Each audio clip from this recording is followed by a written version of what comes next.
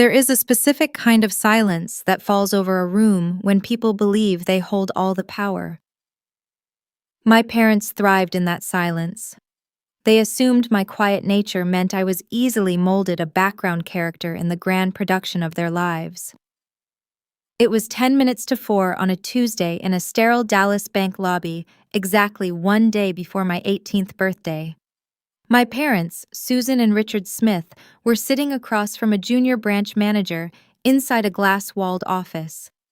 I stood just outside the door watching my father slide a guardianship release form across the mahogany desk. He leaned forward, deploying his best country club smile, and told the manager they needed to wire $1.9 million into a joint family account before the close of business.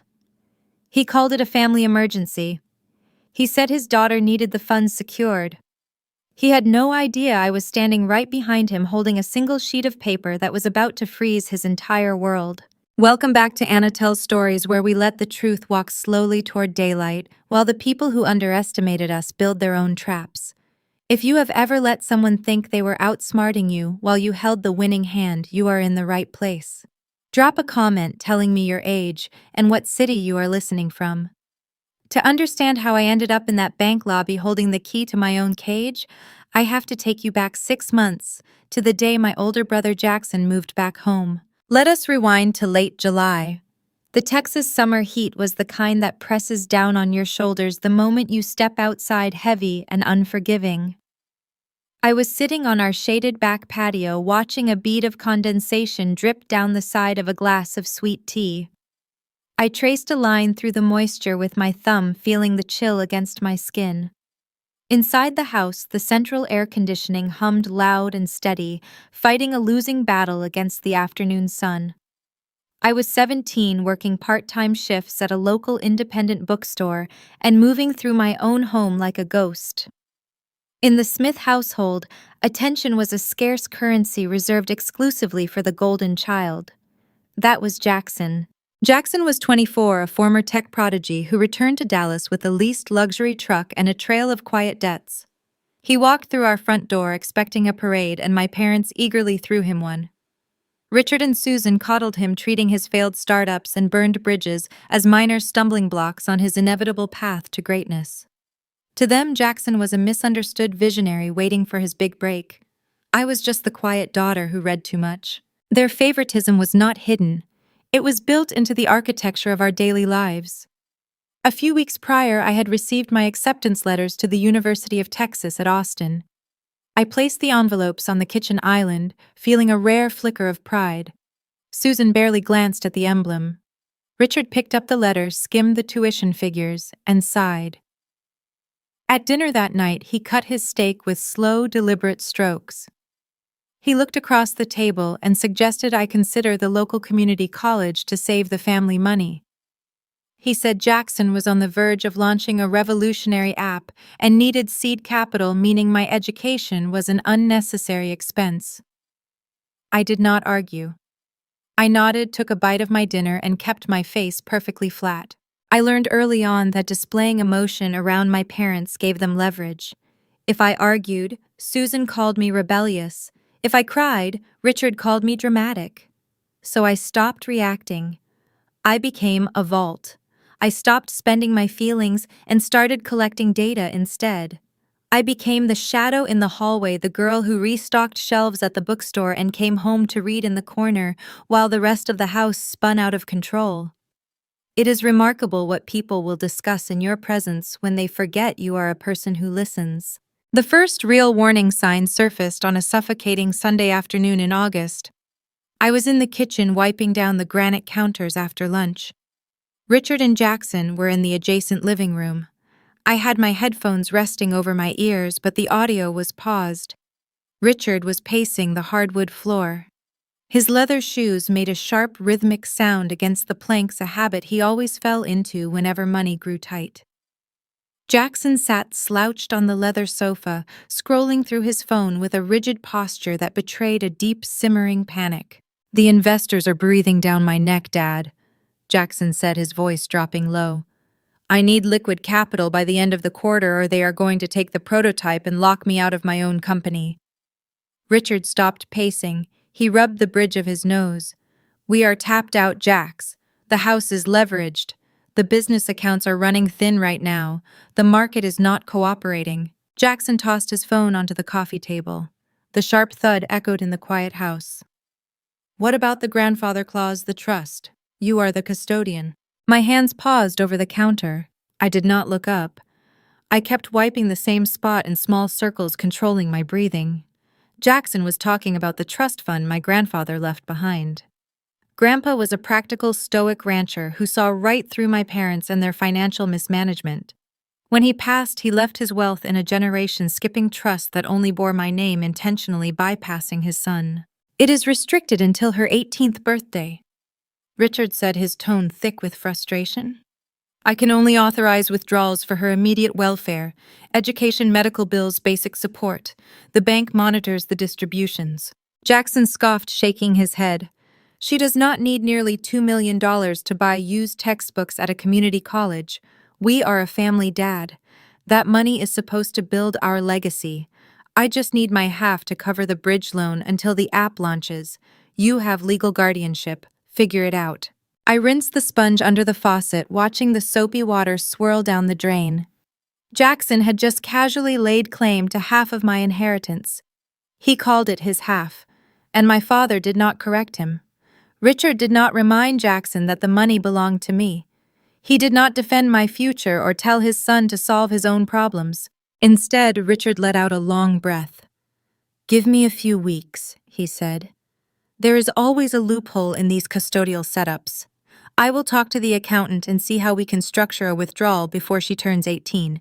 We just need her signature on the right forms." I turned off the tap.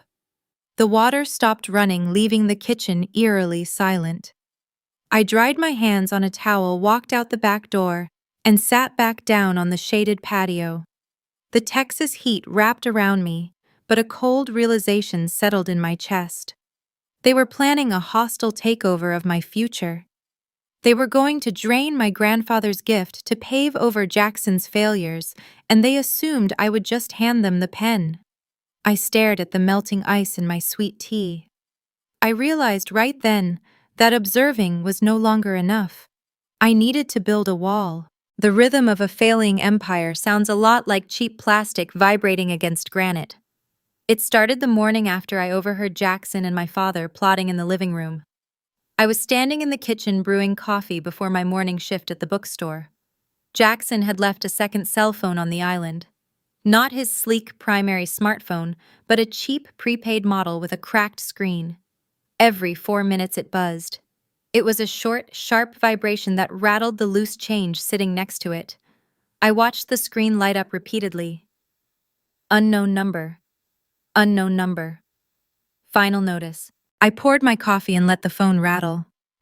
Jackson stumbled downstairs 20 minutes later, his eyes bloodshot, wearing the same wrinkled designer t-shirt from the day before. He lunged for the cheap phone, shoving it deep into his pocket without looking at the screen. He forced a wide synthetic smile and asked if there was any coffee left. I pointed to the pot and walked out the door. The golden boy was drowning and the water was rising fast. Jackson was always supposed to the success story. My parents mortgaged their own comfort to fund his arrogance. When he turned 16, they bought him a brand new sports car. When I turned 16, I applied for the job at the bookstore to pay for my own school supplies. They praised his potential while ignoring my reality. Now his potential had a price tag and the bill collectors were tired of waiting. The evidence of his ruin was scattered all over the house if you knew where to look.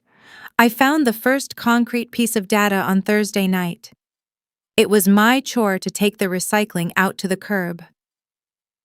As I pulled the heavy plastic bag from the kitchen bin, a crumpled heavy stock paper fell onto the floor. It had missed the inner liner. I bent down to pick it up and noticed the red ink bleeding through the folds. I flattened the paper against the countertop. It was a formal repossession warning. The document detailed a staggering overdue balance on the luxury imported truck parked in our driveway. The leasing company was demanding immediate surrender of the vehicle or payment in full within 10 days. The name on the default notice was Jackson Smith, but the secondary guarantor listed below it was Richard Smith. My father had tethered his own credit to his son's collapsing facade. I did not confront them. I did not wave the paper in their faces or ask questions. I took my phone out of my pocket, disabled the flash, and took a clear photograph of the document. I uploaded the image to a hidden folder in my email account, then crumpled the paper exactly as I found it and dropped it into the trash bag. I was building a ledger. The financial panic began to warp the physical space of our home. That same night, I sat by my bedroom window looking out into the dark. The Texas summer night was thick and breathless. Moths hurled themselves against the yellow porch light below. I watched my father pace the length of the concrete driveway. Richard always projected the image of a calm, successful businessman, but in the dark his posture broke. His shoulders hunched. He held his phone close to his mouth, whispering with a frantic, sharp cadence. He gestured wildly with his free hand, arguing with whoever was on the other end of the line. The quiet authority he wielded inside the house evaporated the moment he stepped outside. The tension finally breached the surface during our Sunday dinner. Susan spent the entire afternoon roasting a prime rib, setting the dining table with the good china and polished silver. It was a desperate attempt to manufacture normalcy. We sat around the mahogany table in suffocating silence, the only sound being the scrape of knives against porcelain. Susan forced a bright, fragile tone, praising Jackson for his entrepreneurial spirit. She asked him about his meetings, treating his catastrophic business failures as mere stumbling blocks on his path to greatness. She called him a visionary. Jackson chewed his meat slowly, his skin pale, agreeing with her in short, clipped sentences. He looked like a man standing on the edge of a cliff, pretending he knew how to fly. Richard cleared his throat and pivoted the conversation toward me. He rested his forearms on the table and adopted his gentle, pragmatic voice. He brought up my college applications again. "We were looking over the budget, Olivia," Richard said, refusing to meet my eyes. "With the current economic climate and Jackson needing a bit of a runway to launch his new platform, we think UT Austin is just too heavy of a burden right now." Susan chimed in immediately, her voice coated in artificial concern. "Community college is such a smart choice, sweetie. You can stay home, save money, and we can keep the family resources concentrated where they are needed most. We have to operate as a team." They were asking me to sacrifice my future to buy Jackson another month of pretending to be rich. They dismissed my hard work, my acceptance letters, and my goals as an unnecessary expense. I felt the familiar burn of anger behind my ribs, but I forced it down. I kept my face entirely blank. I took a sip of my water, set the glass down gently, and looked directly at my father. "I understand," I said, my voice flat and unbothered. "I will look into the local registration dates." Richard blinked, clearly thrown by my lack of resistance. He expected a fight. He had prepared arguments and guilt trips ready to crush my rebellion. By giving him nothing to push against, I left him off balance. Jackson shot me a quick, assessing glance, perhaps wondering if I was really that naive or if I was playing a game he did not understand. I returned my attention to my plate, cutting a small piece of beef. I knew that fighting them at the dinner table was useless. They owned the house, the rules, and the narrative. But they did not own my grandfather's trust, and they were running out of time to pretend otherwise. The dinner concluded, and the false peace settled back over the house. I stood up and began gathering the empty plates, stacking them quietly. Jackson retreated to his room, his cheap burner phone buzzing again as he took the stairs 2 at a time.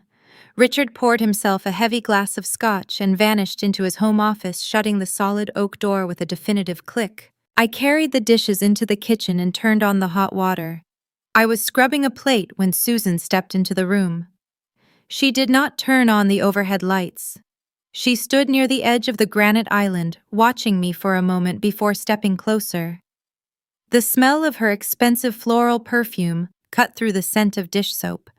She reached out and placed a hand on my shoulder. Her grip was just a fraction too tight to be comforting. "You were so mature at dinner today, Olivia," Susan said, her voice dropping into a conspiratorial whisper.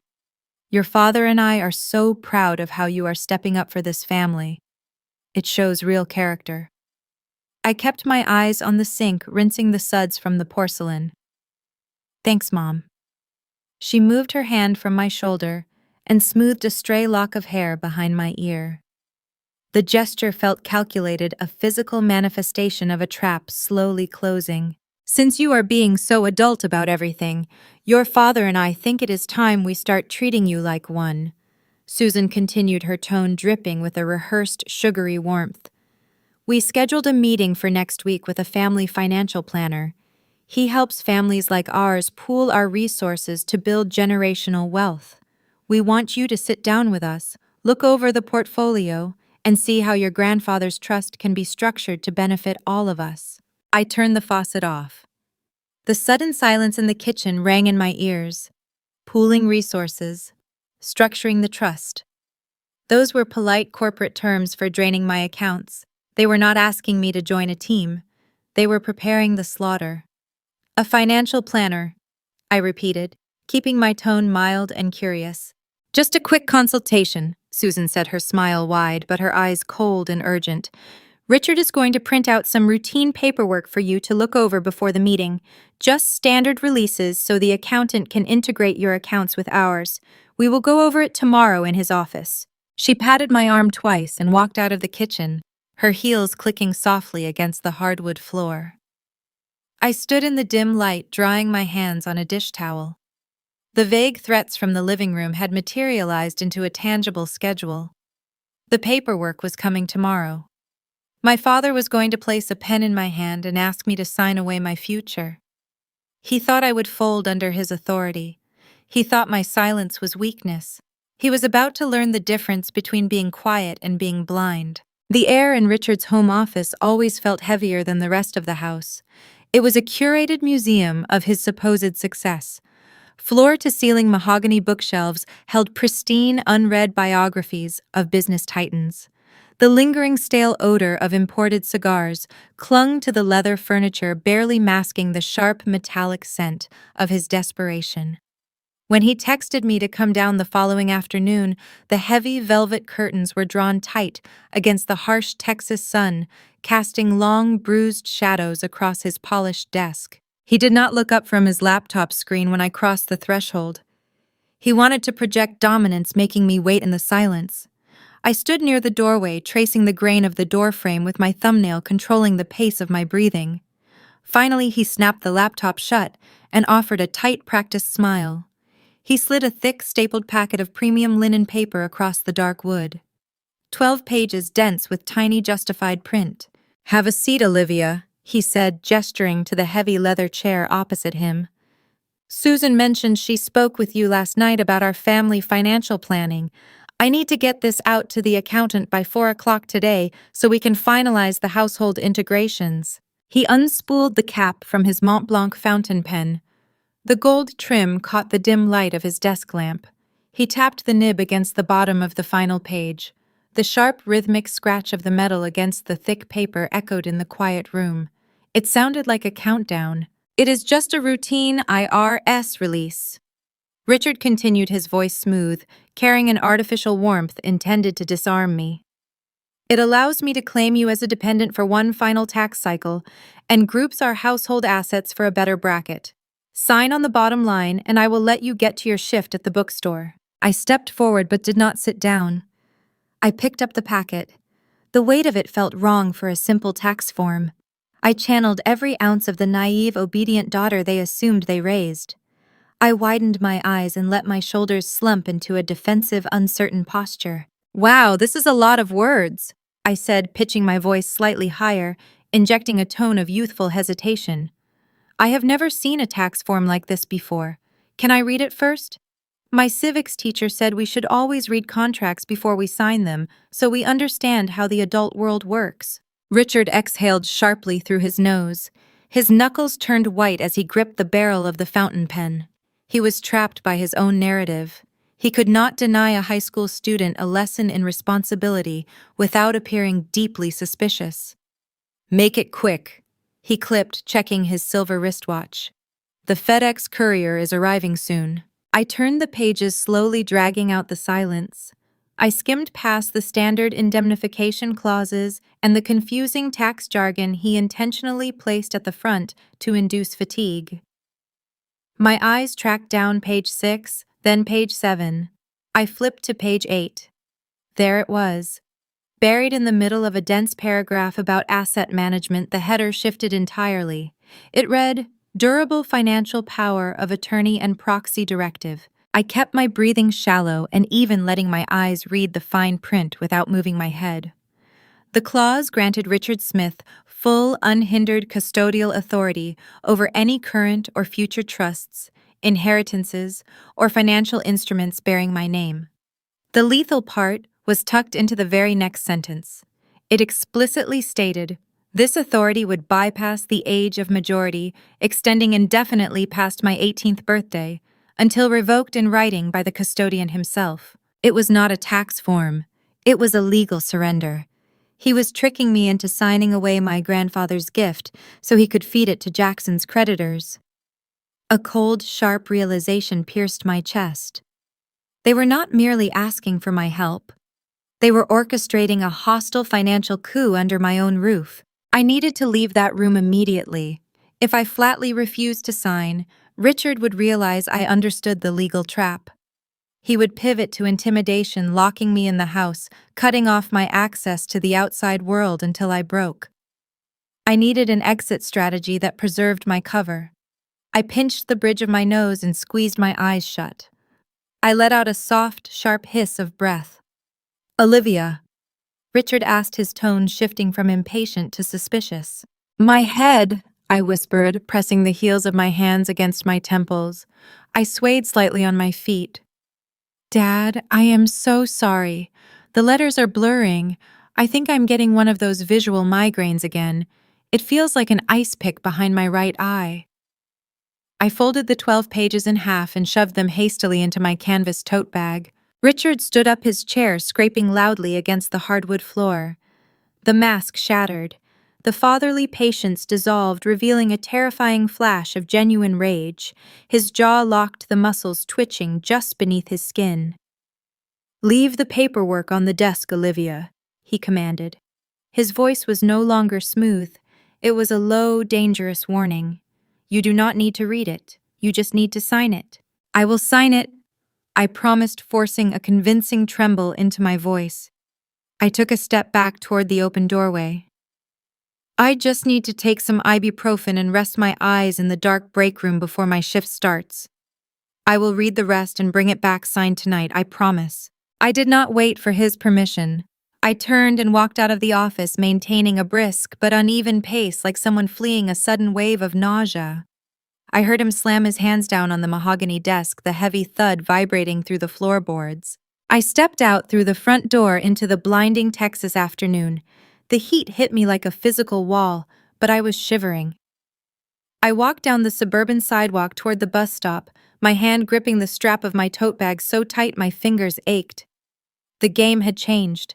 This was no longer just a toxic household dynamic. It was a calculated robbery. Richard and Susan were trying to legally strip me of $1.9 million, and they were willing to use fraud to achieve it. Sitting on the sun-baked wooden bench at the bus stop, I pulled the document out of my bag and stared at the signature line. I was a minor. I had no access to the trust funds yet, which meant I had no money to hire an attorney of my own.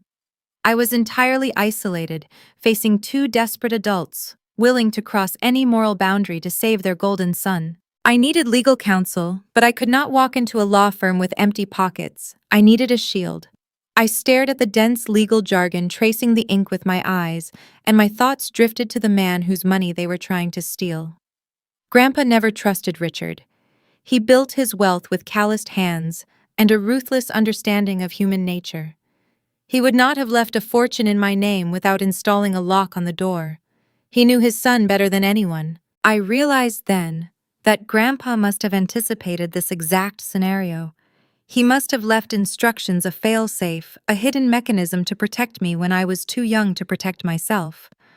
I just had to find it. As the city bus pulled up to the curb, its air brakes hissing loudly in the humid air, I knew exactly where I needed to look first. I rode the city bus back to my neighborhood long after the sun had begun its descent. The Texas sky was bleeding into bruised shades of purple and burnt orange, yet the oppressive heat remained baked into the concrete sidewalks. I bypassed the front door entirely. Walking into the foyer would mean facing my father and the inevitable questions about the signature on the deceptive document tucked away in my bag. Instead, I unlatched the wooden side gate and slipped down the narrow, shadowed gravel path leading to the detached garage. The air inside the unventilated structure was heavy and stagnant, thick with the suffocating scent of hot dust, synthetic rubber, and forgotten ambitions. My parents treated this space as a graveyard for their temporary infatuations, expensive golf clubs gathering cobwebs, a stationary bike draped in plastic, stacked cardboard boxes containing the remnants of a life they no longer wanted to acknowledge. Among those discarded lives was the physical legacy of my grandfather. My grandfather was the precise antithesis of everything my father desperately pretended to be. He was a third-generation Texas rancher who built his fortune on early mornings' raw stubbornness and a brutal understanding of human nature. He wore faded denim and boots scuffed by gravel, while Richard preferred tailored suits and the polished floors of corporate lobbies. Grandpa did not respect country club memberships or leased luxury vehicles. He respected calluses. He respected silence. More importantly, he saw right through his son. He knew Richard viewed money not as a tool to build security, but as a costume to mask his deep-seated insecurities. When Grandpa passed away 2 years ago, my parents hurriedly packed up his personal effects and banished them to the darkest corner of the garage, eager to erase the reminder of a man they could never impress. They kept the financial accounts and the property deeds, but discarded the essence of who he was. I knew his real legacy was not sitting in a bank vault. His real legacy was the sharp, uncompromising foresight he possessed. I navigated through the maze of discarded furniture and plastic storage bins, the soles of my sneakers quiet on the concrete floor. Sweat began to gather at the base of my neck, trickling down my spine in the sweltering heat. I moved a stack of Jackson's abandoned snowboarding gear, revealing a cluster of battered cardboard boxes marked with Grandpa's initials in faded black marker. I knelt on the dusty floor and began opening the flaps. Most of it was exactly what it appeared to be. Old ledgers, frayed flannel shirts, and leather-bound journals filled with cattle rotation schedules. I dug deeper, moving with slow, deliberate precision. I was searching for something specific, something my grandfather would have hidden in plain sight, knowing my father would never bother to look closely. At the bottom of the third box, buried beneath a pile of heavy winter coats, my fingers brushed against cold, textured metal. I pulled away the fabric and unearthed his old olive-green tackle box. It was heavy, dented on one side and coated in a thin layer of grime. I pulled the metal box onto my lap. The distinct scent of old brass, dried motor oil, and pine immediately hit the air, cutting through the stale dust of the garage.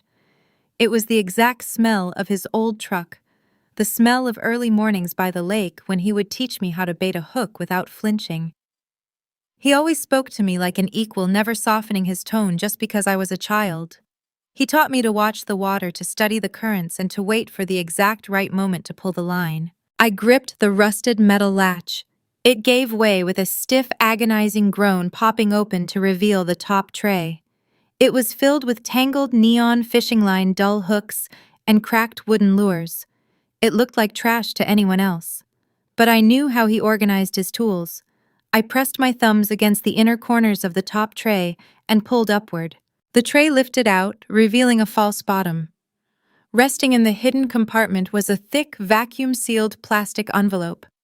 My name was written across the front, in his unmistakable, sharp, angular handwriting. My pulse steadied. The lingering fear from Richard's home office began to evaporate, replaced by a cold, anchoring clarity. I tore open the plastic seal. Inside was a single folded sheet of heavy paper and a crisp white business card. I unfolded the letter. There were no emotional pleasantries. There was no poetry or soft comfort. It was brief, factual, and entirely devoid of pity. Olivia, if you are reading this, your father has finally run out of other people's money. I built a wall they cannot climb, but you must hold the gate. Call Sterling. I read the words 3 times, letting the ink burn into my memory. He had predicted this betrayal years before he died. He knew Richard would eventually squander his own wealth and turn his greedy eyes toward my future. My grandfather had constructed a legal fortress in the shadows, leaving me the keys only when I was old enough to need them. I picked up the business card. The embossed text read, Thomas Sterling, Senior Trust Officer, Private Wealth Management. The address was a towering glass high-rise in the financial district of downtown Dallas. I was no longer a passive observer in my own home. I was no longer just the quiet girl avoiding the crossfire. This discovery pivoted my entire reality. I was not isolated against 2 desperate adults and a failing golden child. I had a ghost in my corner. I carefully placed the letter and the business card into the hidden zipper compartment of my tote bag, right next to the fraudulent tax document my father had tried to force upon me. Just as I slid the tray back into the tackle box, a sudden noise shattered the quiet. The crunch of gravel echoed from the driveway mere inches on the other side of the garage wall. Heavy footsteps paced back and forth. It was Jackson. I froze, holding my breath, staying crouched in the shadows. I am telling you, the capital is guaranteed, Jackson said, his voice muffled but entirely audible through the thin drywall. He sounded frantic, breathless, pacing with a manic energy. The seed round is closing and I have private backing. You just have to give me an extension on the bridge loan. A long pause followed as he listened to the voice on the other end of the line. Jackson kicked the side of the brick wall, a sharp thud that sent a tremor through the garage. Listen to me, Jackson hissed, abandoning his usual arrogant drawl for a tone of pure desperation. My family is liquidating a protected trust. I will have $1.5 million in liquid capital in my personal account within 90 days. You have my word. I just need 90 days to clear the probate tape. He was selling my future to buy himself time. He was promising ruthless creditors money that belonged to me, acting as if the theft was already a completed transaction. My father must have assured him that breaking my grandfather's trust was merely a matter of paperwork and intimidation. They had set a firm deadline on my financial execution. 90 days. The countdown was officially running. I heard Jackson end the call and stomp toward the front door, the heavy mahogany slamming shut behind him. I remained in the stifling heat of the garage, the sweat drying cold on my skin. I did not have months to navigate this carefully. The wolves were already at the door and my own brother was holding it open for them. I secured the latch on the tackle box, buried it back beneath the coats, and stood up in the dim light. I walked out of the side door and back into the sweltering Texas evening. I needed to leave the house again tomorrow. I needed to skip my shift at the bookstore. I had a gate to hold, and I needed to meet the man who held the blueprints. I used my Wednesday morning shift at the independent bookstore as my alibi. It was the perfect cover because my parents rarely paid attention to my work schedule, viewing my minimum wage job as a trivial distraction rather than a source of independence. I walked into the kitchen wearing my faded canvas work apron over a plain white t-shirt. Susan was standing by the espresso machine, humming a cheerful tune that felt entirely out of place, given the financial decay rotting the foundation of our house. She offered me a bright, hollow smile and told me to have a wonderful day at work, reminding me to think about that family financial meeting Richard wanted to schedule. I offered a mild nod, grabbed my tote bag, and walked out the front door. I did not walk toward the local bus stop. Instead, I navigated through the labyrinth of suburban sidewalks until I reached the light rail station on the edge of our neighborhood. The morning heat was already rising from the concrete, distorting the air above the tracks. I paid my fare and stepped onto the air-conditioned train car, securing a seat near the back. As the train accelerated toward downtown Dallas, the sprawling residential developments gave way to towering glass structures and sharp steel edges. I opened my tote bag and pulled out a crisp navy blue blazer I had purchased from a thrift store months ago and kept hidden for a moment exactly like this. I slipped off the canvas apron, folded it neatly away, and put on the tailored jacket. The transformation was simple but effective. I no longer looked like a naive teenager running errands. I looked like someone walking into a boardroom to settle a debt. The address on the business card belonged to a sleek high-rise in the financial district. Stepping off the elevator on the 42nd floor, I entered a reception area that radiated actual wealth. There was no mahogany paneling, no rows of unread biographies, and no smell of stale cigars.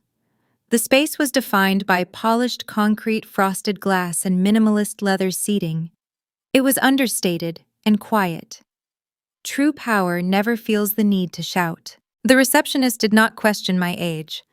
I stated my name and she immediately escorted me down a long corridor into a private corner boardroom.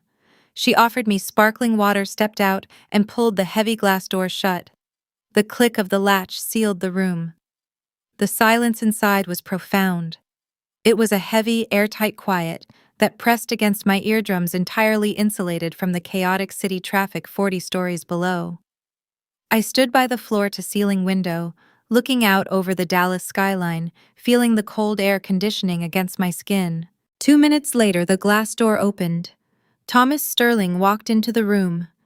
He was a man in his late 50s, dressed in a sharp charcoal suit that fit perfectly without being flashy. His silver hair was neatly trimmed and his posture was rigid.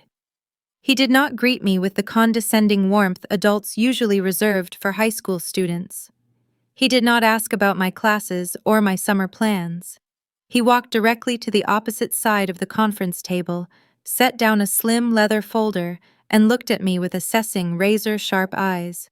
"You look exactly like your grandfather," Sterling said, his voice a low, steady baritone. "Harold always said you had his eyes. He meant you observed the world the same way he did, without flinching." I reached into my bag, retrieved the vacuum-sealed envelope and the letter I had found in the tackle box and slid them across the smooth surface of the table. Sterling glanced at the familiar handwriting, a faint smirk touching the corner of his mouth before he focused his attention back on me. "I assume your father has escalated his timeline," Sterling stated, pulling out a chair and sitting down. He gestured for me to do the same. "Harold anticipated this. Let us review the architecture of the trust he built for you, Olivia. You need to understand the mechanics of the fortress before you can properly defend the gate." I sat down, folding my hands in my lap to hide the slight tremor in my fingers. Sterling opened his leather folder, revealing a stack of heavily redacted financial blueprints. He began to explain the fourth layer of this conflict, breaking down the dense legalese into sharp, actionable truths. "The $1.9 million your grandfather left you is secured in a highly specific generation-skipping trust," Sterling explained, tapping a silver pen against the documents. "It is shielded from creditors, civil judgments, and corporate bankruptcies. Your father cannot simply transfer the funds to pay off your brother's failing business ventures. However, there is a structural vulnerability. Because you are a minor, Richard currently holds the title of provisional custodian." I thought about the deceptive tax document Richard had tried to force me to sign in his dark office. "He handed me a durable financial power of attorney yesterday," I said, keeping my voice steady. "He tried to disguise it as an IRS release form. It stated his custodial rights would extend indefinitely past my 18th birthday." Sterling nodded slowly, his expression darkening with professional disgust. "That confirms his strategy. His provisional custodianship is severely restricted. He can only authorize withdrawals for your basic welfare, such as medical emergencies or tuition. If he attempts a premature withdrawal citing a minor welfare necessity and you contest it, he could drag the dispute into a Texas probate court. He would use the legal system to freeze the assets, bleeding the trust dry through litigation fees until you surrender just to pay the lawyers. He wants that signature so he can bypass the courts entirely and drain the principal the second you turn 18. The air in the soundproofed boardroom felt thin. My father was willing to trap me in a multi-year legal battle just to steal my inheritance. He knew I lacked the resources to fight a prolonged war of attrition. "So, how do I stop him?" I asked, leaning forward. "If I refuse to sign the paperwork, he will realize I know what he is planning. He will lock me down." Sterling leaned back in his chair, setting the silver pen on the table. The faint smirk returned to his face. "You do not have to fight him, Olivia. Your grandfather already fought this battle for you in the drafting phase. He knew Richard would become desperate as the deadline approached. That is why Harold instructed me to install a springing lock clause into the foundation of the trust. I watched Sterling turn a page in the folder, sliding a highlighted document toward me. A springing lock is a defensive mechanism triggered by hostile action. Sterling continued, his tone carrying the quiet thrill of a trapped maze snapping shut. If the provisional custodian attempts to liquidate or transfer the principal within 30 days of your 18th birthday, the trust does not process the request. Instead, it automatically freezes every linked account. More importantly, it instantly triggers a mandatory third-party forensic audit by a federal oversight committee to investigate suspected fiduciary breach. I stared at the highlighted text, the brilliant, ruthless logic of my grandfather's design washing over me. I did not need to hire an attorney. I did not need to stage a dramatic confrontation in our living room or beg my father for mercy. I just needed to stand out of the way.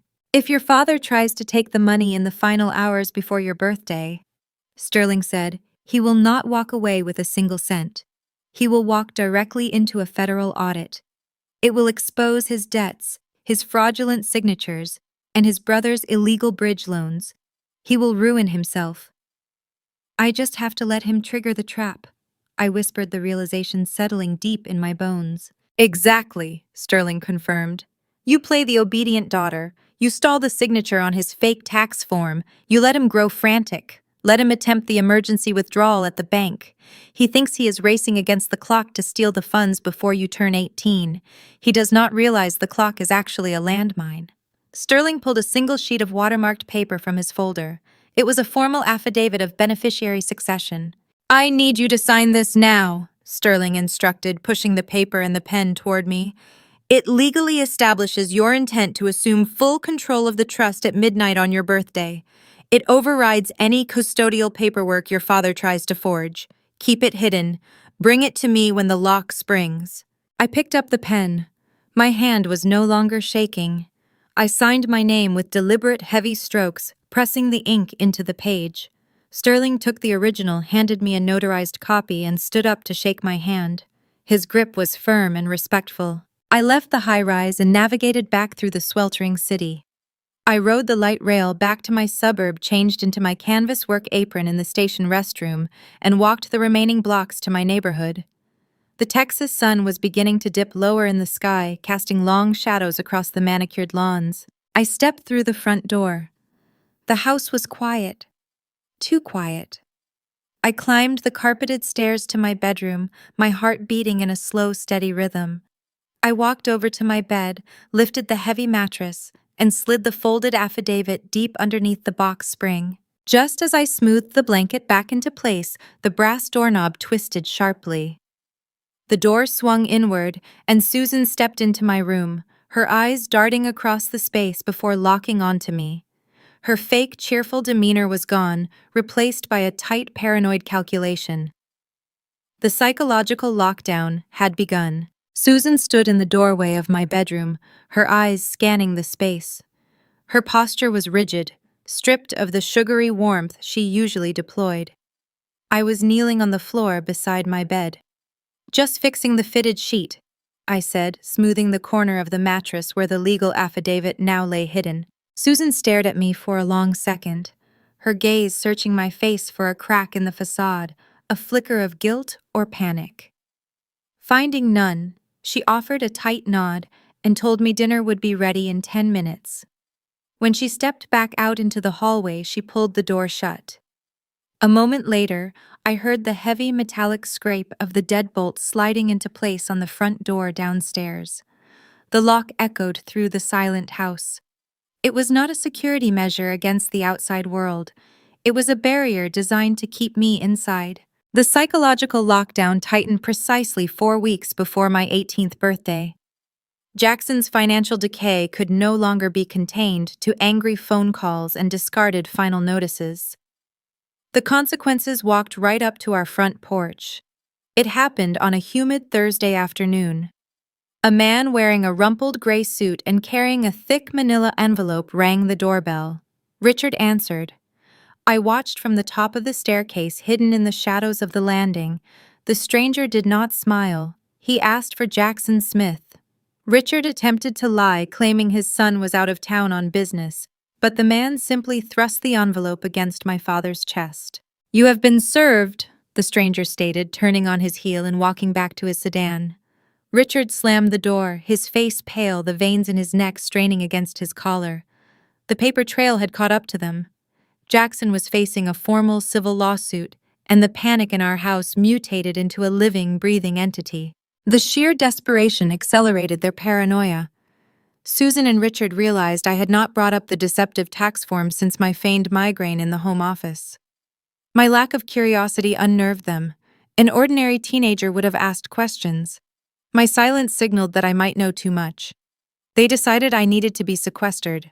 The following morning, Richard sat me down at the kitchen island and demanded I resign from the bookstore immediately. He framed it as a family necessity, claiming my mother was stressed and needed me home to help manage the household during this difficult transitional period. He then held out his hand asking for my cell phone. He told me he was installing a family safety tracking application under the guise of protecting me from the stress of Jackson's public legal troubles. I did not argue. I did not defend my independence or complain about losing my hard-earned wages. I unlocked my phone, handed it over, and watched him activate the GPS tracker. I nodded, agreeing that family should always come first. My immediate compliance unsettled him far more than a screaming match ever would.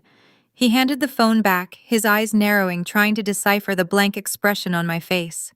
He expected a teenage rebellion. By denying him the conflict, I denied him the opportunity to punish me. They thought they had severed my communication with the outside world.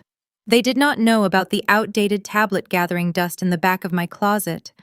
It was a device Susan had discarded 3 years ago when the battery stopped holding a charge for more than 20 minutes.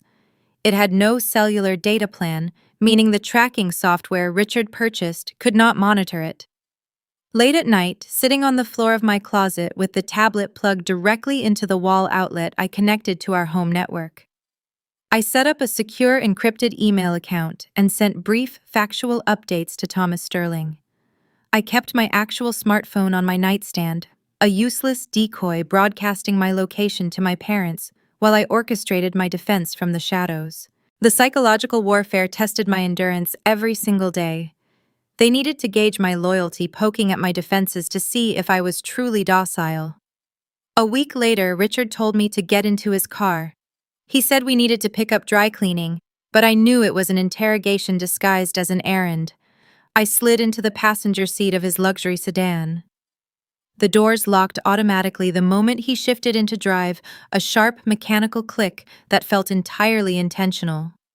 The air conditioning blasted frigid air, contrasting sharply with the sweltering heat radiating off the asphalt outside. Richard drove aimlessly through the affluent neighborhoods surrounding our subdivision. The silence stretched until the tension felt thick enough to choke on. He kept his eyes on the road, his grip tight on the leather steering wheel. He began a slow, deliberate monologue about the responsibilities of family wealth. He spoke about legacy and obligation, weaving a narrative where individual desires were inherently selfish. He brought up my grandfather. He painted a picture of a cold, hoarding man who kept his fortune locked away, while his own blood relatives struggled to build their dreams. He claimed Grandpa had unfortunately instilled that same selfish character flaw in me, suggesting that withholding my trust fund from Jackson would be a betrayal of the highest order. He was baiting me. He wanted me to defend my grandfather. He wanted me to show a spark of possessiveness over the money so he could crush it. I stared out the tinted window at the passing mansions, watching the sprinkler systems cast arcs of water over pristine lawns. I kept my breathing slow and even. "I see what you mean," I said, my voice carrying a flat, unbothered tone. "It is important for families to support each other. You are right, Dad." Richard gripped the steering wheel harder. My hollow agreement offered him no traction. He could not yell at me for agreeing with him, yet he knew my words held zero genuine conviction. The ride back to our house was shrouded in a suffocating, hostile silence.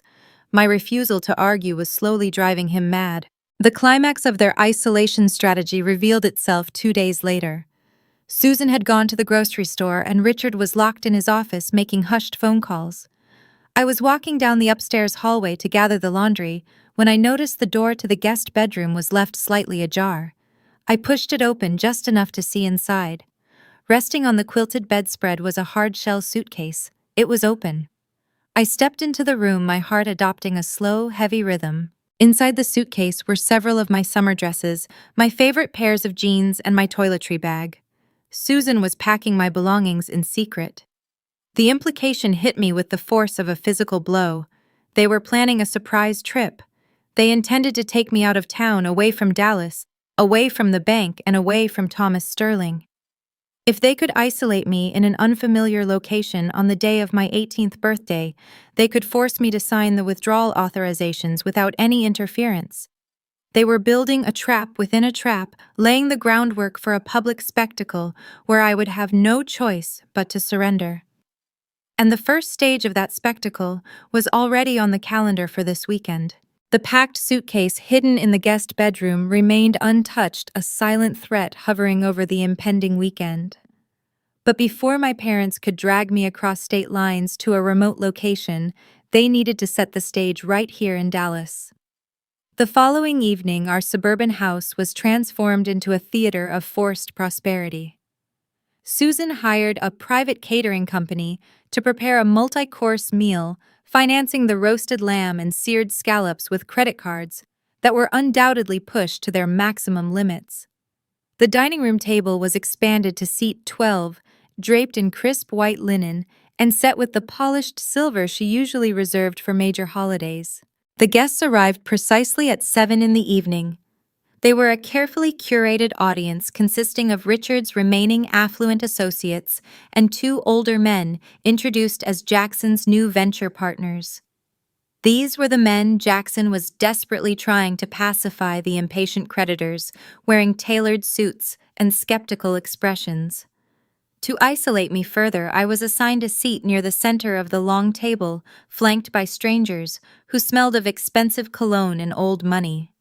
I wore a modest navy dress, playing the part of the demure, supportive daughter. The conversation flowed with hollow corporate jargon. Synergies, disruptive market models, scalable capital. The words meant nothing, empty filler designed to project confidence. Jackson held court at the opposite end of the table, his face flushed with heavy wine and synthetic bravado. He spoke rapidly, selling an illusion of guaranteed returns to men who were evaluating his every twitch. The tension in the room was thick enough to carve. It manifested in the sharp, grating scrape of Jackson's steak knife dragging across Susan's fine china. Every time he dragged the serrated edge against the porcelain, a harsh screech cut through the jazz music playing softly from the hidden ceiling speakers. He was sawing his meat with a manic, nervous energy, his eyes constantly darting toward Richard for validation. The 2 venture partners asked pointed questions about user acquisition costs and monthly burn rates. Jackson deflected each inquiry, his voice tight, promising that fresh capital was mere days away from clearing the bank. Dessert was served. Small plates of intricate pastry were placed in front of us. Richard stood up at the head of the table. He tapped a silver spoon against his crystal wine glass. The clear, ringing sound brought the quiet murmurs of the room to an immediate halt. He offered a warm, magnanimous smile, sweeping his gaze across the assembled investors. He adjusted his silk tie, cleared his throat, and launched into a rehearsed monologue about legacy. He spoke about the Smith family name, about generations building upon the foundations of the past to create lasting wealth. He spun a brilliant narrative of unity, sacrifice, and shared purpose. He painted a picture of a household that moved as a single unstoppable financial unit. Then he pivoted the spotlight directly onto me. He announced to the silent room that the Smith family was officially launching a new private venture capital firm to back Jackson's revolutionary platform. He declared that even the youngest generation was stepping up to the plate. He looked at me with a heavy gaze that dared me to defy him in public. He told the investors that Olivia, showing remarkable maturity and foresight, would be contributing her modest inheritance to secure her position as a founding board member of this new enterprise. The guests smiled. A few of them offered polite, encouraging applause. Jackson leaned back in his chair, a smug, victorious grin spreading across his face. He lifted his wine glass in my direction, a silent mockery of my trapped position. Richard had engineered a social checkmate. He utilized peer pressure as a blunt instrument. He created a scenario where any objection from me would make me appear petulant, ungrateful, and irrational in front of the very men Jackson needed to impress. He expected me to shrink under the weight of their collective expectation. He calculated that my natural instinct to avoid public conflict would force me into compliance. He expected my silence to serve as a binding verbal contract in front of witnesses. I did not shrink. I reached out and picked up my crystal water goblet. I took a slow, deliberate sip. The cool liquid washed down my dry throat, grounding me in the present moment. I set the glass back onto the linen tablecloth without making a sound. I did not break eye contact with my father. I kept my voice entirely level, projecting my words clearly so every single guest could hear the precise articulation of my response. I think we should wait until the estate attorneys finalize the paperwork before making public announcements, Dad. The ambient jazz music suddenly sounded deafening. The dining room went entirely breathlessly silent. Jackson dropped his fork. The heavy silver clattered loudly onto his dessert plate. The smug grin vanished from his face, instantly replaced by a look of sheer unfiltered panic. The polite smiles on the faces of the investors dissolved into expressions of profound discomfort. One of Jackson's older partners shifted in his seat, his eyes darting between Richard and me, clearly sensing the deep financial rot hidden beneath the catered meal. My statement was brief, but it carried fatal implications. By referencing estate attorneys and unfinalized paperwork, I signaled to the room that the promised funds were restricted, contested, and entirely unavailable. Richard's face flushed a dangerous, mottled shade of crimson. The veins in his temples throbbed, visible against his skin. He opened his mouth to speak, attempting to spin a quick lie or laugh off my comment as a teenage misunderstanding, but no words materialized. His jaw worked silently. The illusion was shattered. I had publicly called their bluff without raising my voice, without throwing a tantrum, and without showing a single ounce of fear. The dinner party disintegrated rapidly. Excuses were muttered across the table.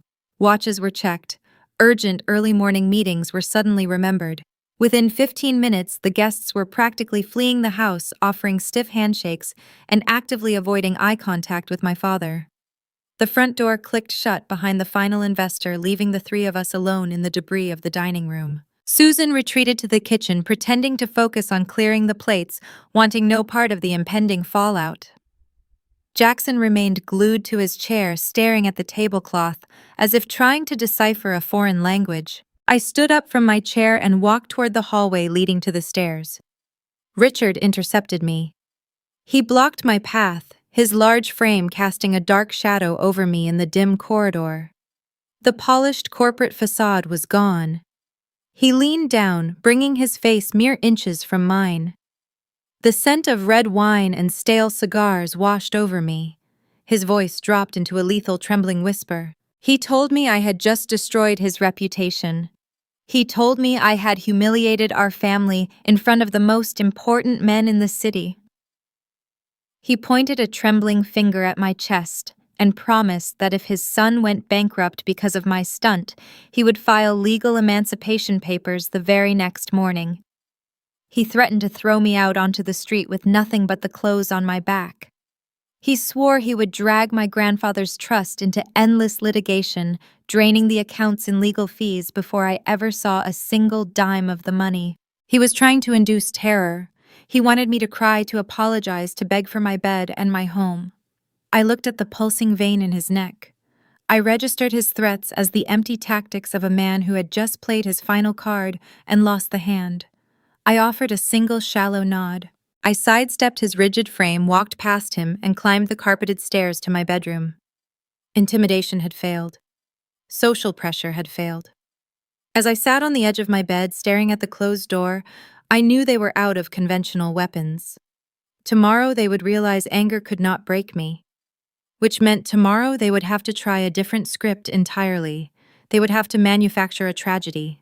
The silence in our house after the disastrous dinner party felt different from the usual quiet. It was not the silence of avoidance. It was the calculated stillness of predators regrouping after a failed ambush. For a full week, my father barely looked at me. Jackson avoided the kitchen entirely, surviving on takeout containers he smuggled up the back staircase to his room. My mother, however, was undergoing a visible transformation. Susan possessed a dangerous talent. Long before she married Richard, she competed in local pageants and dabbled in community theater. She understood the intricate mechanics of sympathy. She knew exactly how to modulate her pitch, how to let her lower lip tremble, and precisely how much moisture to summon to her eyes without ruining her expensive makeup. I knew a new performance was coming. I just had to wait for the curtain to rise. The performance commenced on a Tuesday evening exactly 14 days before my 18th birthday. I was sitting at my bedroom desk reading a paperback novel by the light of a small brass lamp. The hallway floorboards creaked. The doorknob turned slowly, lacking the sharp, invasive twist Susan usually employed when entering my space. The wooden door swung inward, and she stood in the frame. Her posture was entirely deflated. She gripped the doorframe as if it were the only thing keeping her upright. A single tear tracked down her cheek, dragging a dark smudge of mascara along her pale skin.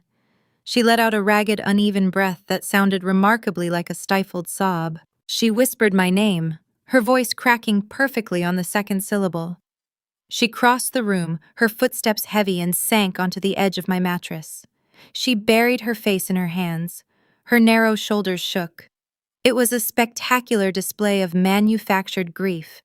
I placed a bookmark between the pages of my novel and turned my chair to face her. I did not rush to comfort her. I did not ask what was wrong or wrap my arms around her. I simply watched the rise and fall of her shoulders, studying the forced rhythm of her breathing. She needed me to prompt her to offer the requisite concern of a dutiful daughter. When I offered nothing but a cold, flat silence, she realized she had to deliver the monologue without a cue. Susan lifted her head, wiping beneath her eyes with the back of her wrist. She told me my father was in deep trouble. She sniffled, reaching into the pocket of her cashmere cardigan and pulling out a folded stack of papers.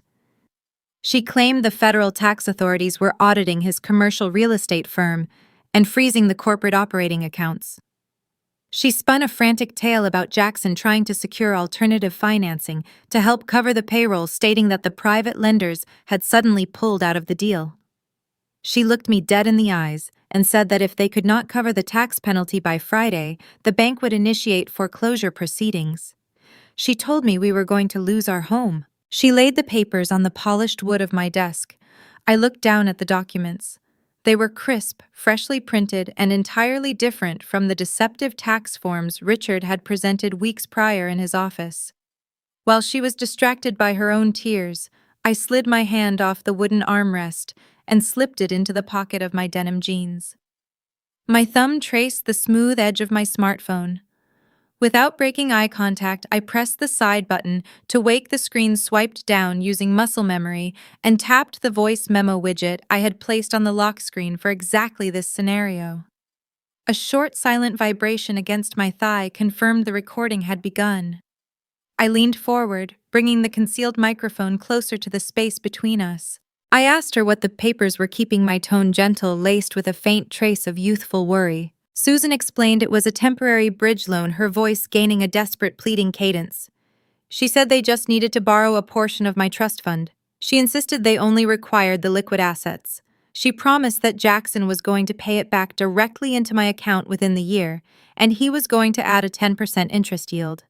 She tried to frame it as a lucrative investment, telling me I would actually be making a profit. She claimed I was essentially acting as a private lender for my own family, but the bank required my formal authorization to release the funds early. I picked up the document. It was a formal authorization for the immediate transfer of the principal balance. It waived all custodial restrictions and directed the Dallas bank to wire the money directly into a private checking account owned by Richard. I flipped to the final page. There, sitting below the blank signature line, was a blue ink stamp. It was a certified notary seal belonging to a man named Bradley Thompson. I recognized the name immediately. Bradley was Richard's regular golf partner at the country club, a man who drank heavily on Tuesday afternoons and owed my father several lucrative favors. The document was pre-notarized. Bradley had stamped and certified a legal transfer of wealth without ever verifying my identity. checking my identification, or witnessing my signature. That specific detail elevated the situation from a toxic household dispute to a documented financial crime. Susan and Richard were no longer just manipulative parents attempting to guilt a teenager. They were attempting to execute felony fraud. I needed her to say it out loud. I needed the audio recording to capture the exact nature of the extortion. I let my hand tremble slightly, holding the paper up to the light of the brass lamp. I kept my voice soft, letting a hint of fear seep into the syllables, and pointed out that the document authorized a transfer of everything I owned. I asked her what would happen if Jackson's application failed, or if he could not pay the money back. Susan reached out and covered my hand with hers. Her skin was icy. She insisted Jackson would not fail. She promised that even if he needed more time, she and my father would cover the debt. She swore they would sell their cars and empty their retirement accounts. She squeezed my fingers, leaning in so close I could smell the sharp tang of her hairspray. She looked at me and delivered the final blow. She stated that if I did not sign the authorization tonight, we would lose the house. She said Jackson would go to jail for defaulting on his corporate loans, and my father would be ruined. She begged me to save the family. She had confirmed the coercion on tape. She linked the signing of the document directly to the survival of the family home, attempting to force a minor to liquidate protected assets under extreme emotional duress. It was textbook extortion. I slowly pulled my hand out from under hers. I looked down at the fake notary stamp. I whispered that it was a lot of money maintaining the illusion of a frightened teenager. I told her I did not want us to lose the house, but I needed to read the pages carefully. I said I needed to sleep on it, promising to review the contract tonight so we could talk in the morning. Susan's expression hardened for a fraction of a second. She was visibly frustrated that I had not immediately reached for a pen, but she recognized the hesitation as a sign of yielding. She thought the guilt was working. She thought the tears had softened my defenses. She stood up, smoothing the front of her cardigan. She told me to take my time, her voice returning to its sugary baseline, but reminded me to remember who had always provided for me. She stated they needed the paper by tomorrow. She walked out of the bedroom and pulled the door shut. I waited 30 seconds. I listened to her footsteps recede down the carpeted hallway and the sound of Richard's office door clicking shut downstairs. I pulled my phone from my pocket and stopped the recording. I played back the final 10 seconds. Susan's voice echoed crystal clear in the quiet room, explicitly outlining the fraudulent bridge loan and the threat of homelessness. I walked over to the closet and pulled the old disconnected tablet from its hiding spot beneath my winter sweaters. I connected to the encrypted email portal and attached the audio file. I typed a brief message to Thomas Sterling. I wrote that they provided a document pre-notarized by Bradley Thompson and attached the audio of the coercion. I hit send and watched the progress bar fill until the screen flashed a confirmation checkmark. The trap was no longer just a defensive measure, it was now armed with federal evidence. My parents had abandoned intimidation for manipulation, but in doing so they had handed me the exact weapon required to dismantle them. They were tightening a noose around their own necks, convinced they were tying a knot. But as the digital clock on my nightstand ticked closer to midnight, the desperate calm in the house began to fracture. 2 weeks was too long for men like Jackson's creditors to wait. The timeline was about to snap, pushing my father toward a fatal acceleration. The glowing red digits on my nightstand alarm clock flipped to 12 midnight. 48 hours remained. The countdown was no longer an abstract concept hovering in the future. It was a tangible pressure, a heavy atmospheric shift that made it difficult to draw a full breath inside the walls of our suburban home. The facade of normalcy fractured. The quiet manipulation evaporated, replaced by a raw, unvarnished panic that bled into every room. The next day, the breakdown became starkly visible. Richard abandoned his tailored suits and polished corporate persona. I walked past his home office at noon and saw the heavy mahogany door left wide open. He was slumped in his leather chair, his dress shirt untucked, the top 3 buttons undone. A crystal tumbler sat on his desk, catching the harsh glare of his reading lamp. He poured a generous measure of amber scotch, the neck of the bottle clinking erratically against the rim of the glass. His hands were shaking. The man who had spent his entire life projecting an aura of impenetrable control was dissolving before my eyes.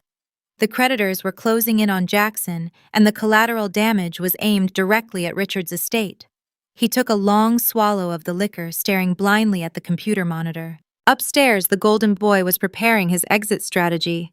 Jackson never intended to face the consequences of his fraudulent promises. He was a coward who preferred running over accountability. As I walked down the carpeted hallway, the sharp tear of packaging tape echoed from his bedroom. I paused near his door, listening to the frantic rustling of cardboard and heavy footsteps.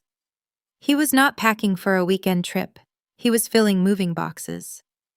Through the slight crack in the doorframe, I watched him hurl expensive designer sneakers and folded cashmere sweaters into a brown carton.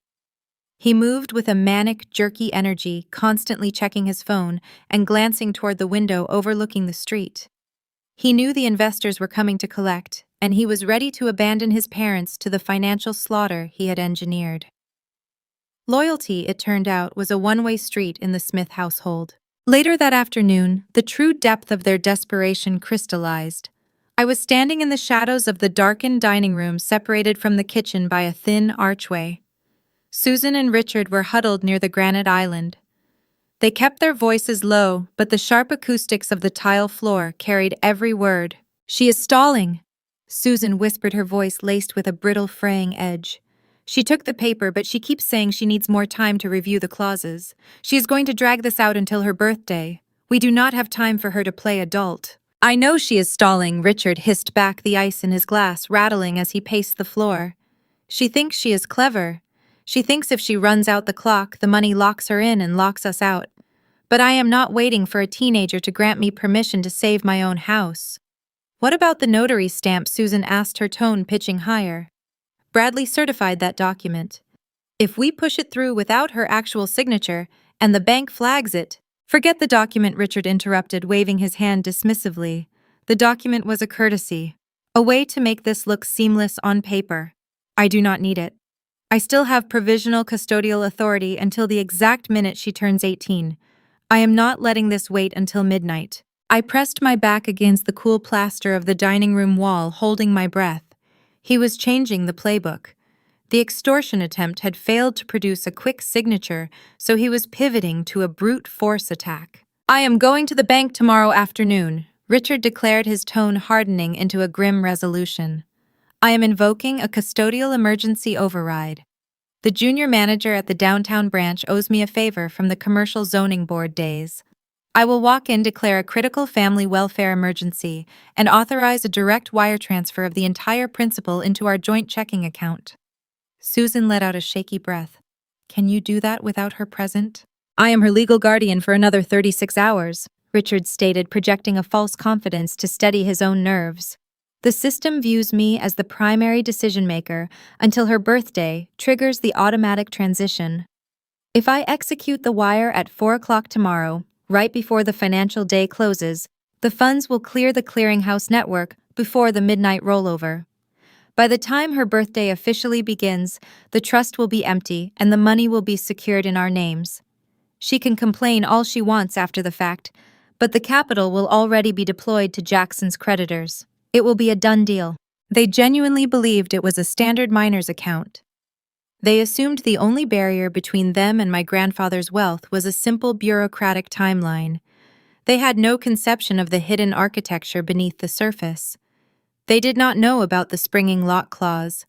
My father was planning to march into a federally regulated institution and demand a premature liquidation of a generation-skipping trust, entirely unaware that the very action he proposed was the exact trigger required to detonate the forensic audit. I stepped silently away from the archway, retreating up the stairs with careful, measured steps. I entered my bedroom and locked the door. I retrieved the old tablet from its hiding spot beneath the winter clothing in my closet. The screen flickered to life, illuminating my face in the dim room. I opened the encrypted communication portal. I did not write a long explanation. I did not need to detail my father's unraveling mental state or Jackson's cowardly packing routine. I just needed to provide the coordinates for the final confrontation. I typed 2 words.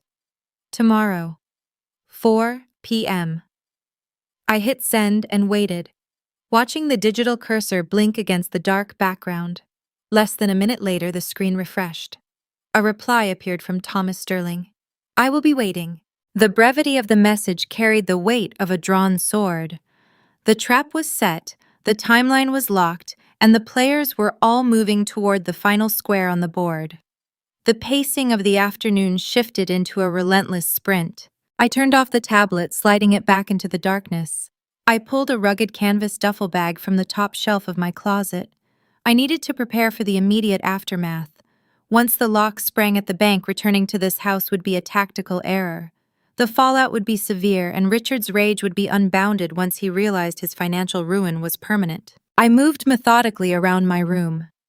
I packed only the bare essentials: 3 pairs of denim jeans, a handful of plain shirts, a heavy sweater, and a single pair of durable boots. I gathered my toiletries and sealed them in a plastic pouch. From the bottom drawer of my desk, I retrieved a small fireproof lockbox. Inside rested my birth certificate, my passport, my social security card, and the few $100s in cash I had saved from my shifts at the bookstore. I placed the lockbox at the bottom of the duffel bag, anchoring the fabric.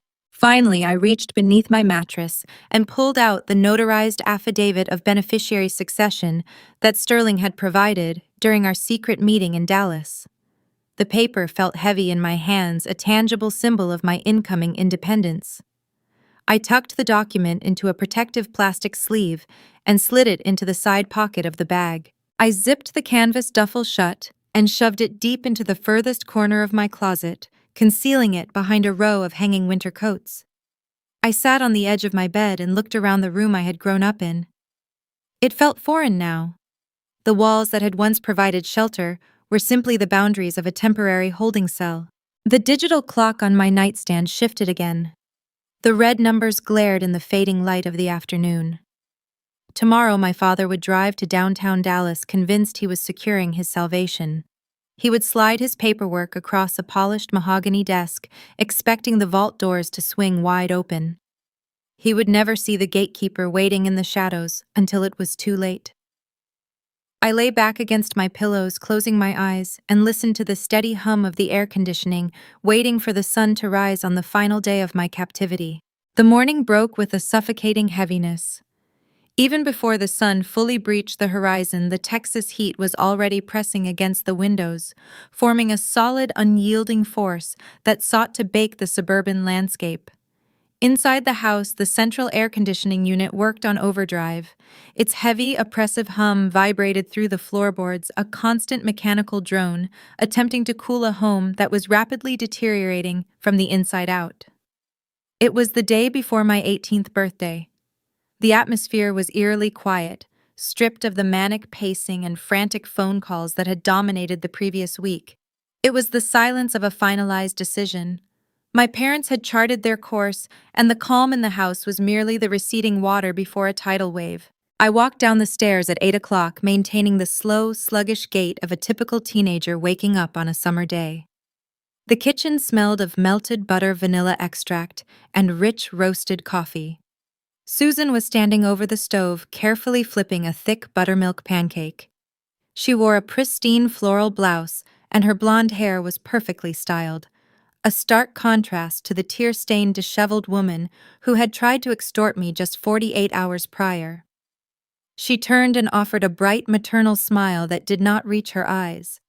She placed a towering stack of pancakes onto a porcelain plate, drenched them in warm maple syrup, and set the dish on the granite island in front of my usual stool. She poured me a glass of fresh orange juice, chatting breezily about the weather and asking what kind of cake I wanted for my celebration tomorrow. I played my part flawlessly. I returned her smile, thanked her for the elaborate meal, and took a bite. The sugar tasted like ash, but I chewed slowly and nodded, feigning complete ignorance of the trap they were preparing to spring. 10 minutes later, Richard descended the staircase. He had shed the rumpled, drunken appearance of his recent downward spiral. He wore a sharp, charcoal gray suit, a crisp white shirt, and a burgundy silk tie. He looked every inch the successful commercial real estate broker he desperately pretended to be. He adjusted his silver cufflinks, poured a black coffee, and leaned against the counter. He offered a casual, dismissive wave in my direction. He announced he had a series of boring administrative errands to run downtown later that afternoon. He suggested I stay home, relax in my room, and enjoy the air conditioning. He framed it as a small birthday treat, giving me permission to do absolutely nothing. I took another sip of my juice and agreed enthusiastically. I told him I planned to read my novel and take a long nap. The palpable wave of relief that washed over his features was almost comical. He truly believed he had neutralized me. He thought the quiet daughter was pacified, completely unaware that she had already memorized his playbook. I retreated to my bedroom and closed the door. The morning performance was over. Now the waiting game began. I sat on the edge of my mattress listening to the house settle into a tense stillness. The digital clock on my nightstand became the center of my universe. Every minute felt like a physical weight pressing down on my chest. I cracked my door open just an inch and peered over the wooden banister. Jackson was sprawled across the leather sofa in the living room, entirely unconscious. The glass coffee table was littered with empty energy drink cans, crumpled fast food wrappers, and a pile of unopened mail. Several half-filled moving boxes were stacked haphazardly near the front door. My older brother, the supposed tech visionary, was sleeping through the day. His parents planned to commit a federal financial crime to save him. He was a coward, paralyzing himself with denial, while Richard and Susan carried the burden of his monumental failure. I closed my door and waited. The hours stretched agonizingly slow. I watched the red digits click forward. 1 o'clock. 2 o'clock. The oppressive hum of the air conditioning masked the ambient noise of the neighborhood. At exactly 2:30 in the afternoon, the mechanical gears of the garage door groaned to life. A heavy vibration shook the walls as Richard started his luxury sport utility vehicle. I walked to my window and peeked through the blinds. I watched Susan climb into the passenger seat, gripping her expensive leather handbag. The engine idled for a moment before the car reversed down the driveway, the tires crunching over the hot concrete. They merged onto the street and disappeared around the corner. They were heading to the downtown financial district to invoke the custodial emergency override, fully expecting to drain my grandfather's trust before the banking hours concluded. I gave them 45 minutes to navigate the heavy Dallas traffic and secure their meeting with the junior branch manager. At 3:15 I moved. I opened my closet and retrieved the rugged canvas duffel bag from behind the heavy winter coats. I checked the side pocket to ensure the notarized affidavit of beneficiary succession was secure. I pulled the small fireproof lockbox containing my passport, my birth certificate, and my social security card from its hiding spot. I secured the heavy metal box at the bottom of the bag, burying it beneath a layer of folded denim. I slung the heavy canvas strap over my shoulder. I stood in the center of the room for one final moment. I did not feel any nostalgia. There were no tears. The 4 walls that had housed my childhood were simply the boundaries of a temporary holding cell, and my sentence was finally complete. I walked downstairs, stepping lightly to avoid waking Jackson. The television was still playing a mindless daytime infomercial, casting a flickering blue light across his sleeping face. His chest rose and fell in a steady, oblivious rhythm. I moved quietly into the kitchen. I reached into my pocket and pulled out my brass house key. I placed it gently on the cold granite surface of the island, right next to the empty porcelain plate where Susan had served my deceptive breakfast. Leaving the key was a definitive silent statement. I was severing the tether. I was resigning from my role as their obedient victim. I walked out the front door and pulled it shut behind me, the lock clicking firmly into place. I stepped out into the sweltering heat of the Texas afternoon and ordered a rideshare from my smartphone. A generic silver sedan arrived 3 minutes later, pulling up to the curb with the air conditioning blasting. I climbed into the back seat, placing my duffel bag on the floorboards. The driver glanced in the rearview mirror and asked how my day was going. I told him it was going exactly as planned. I stared out the tinted window as the vehicle navigated the highway.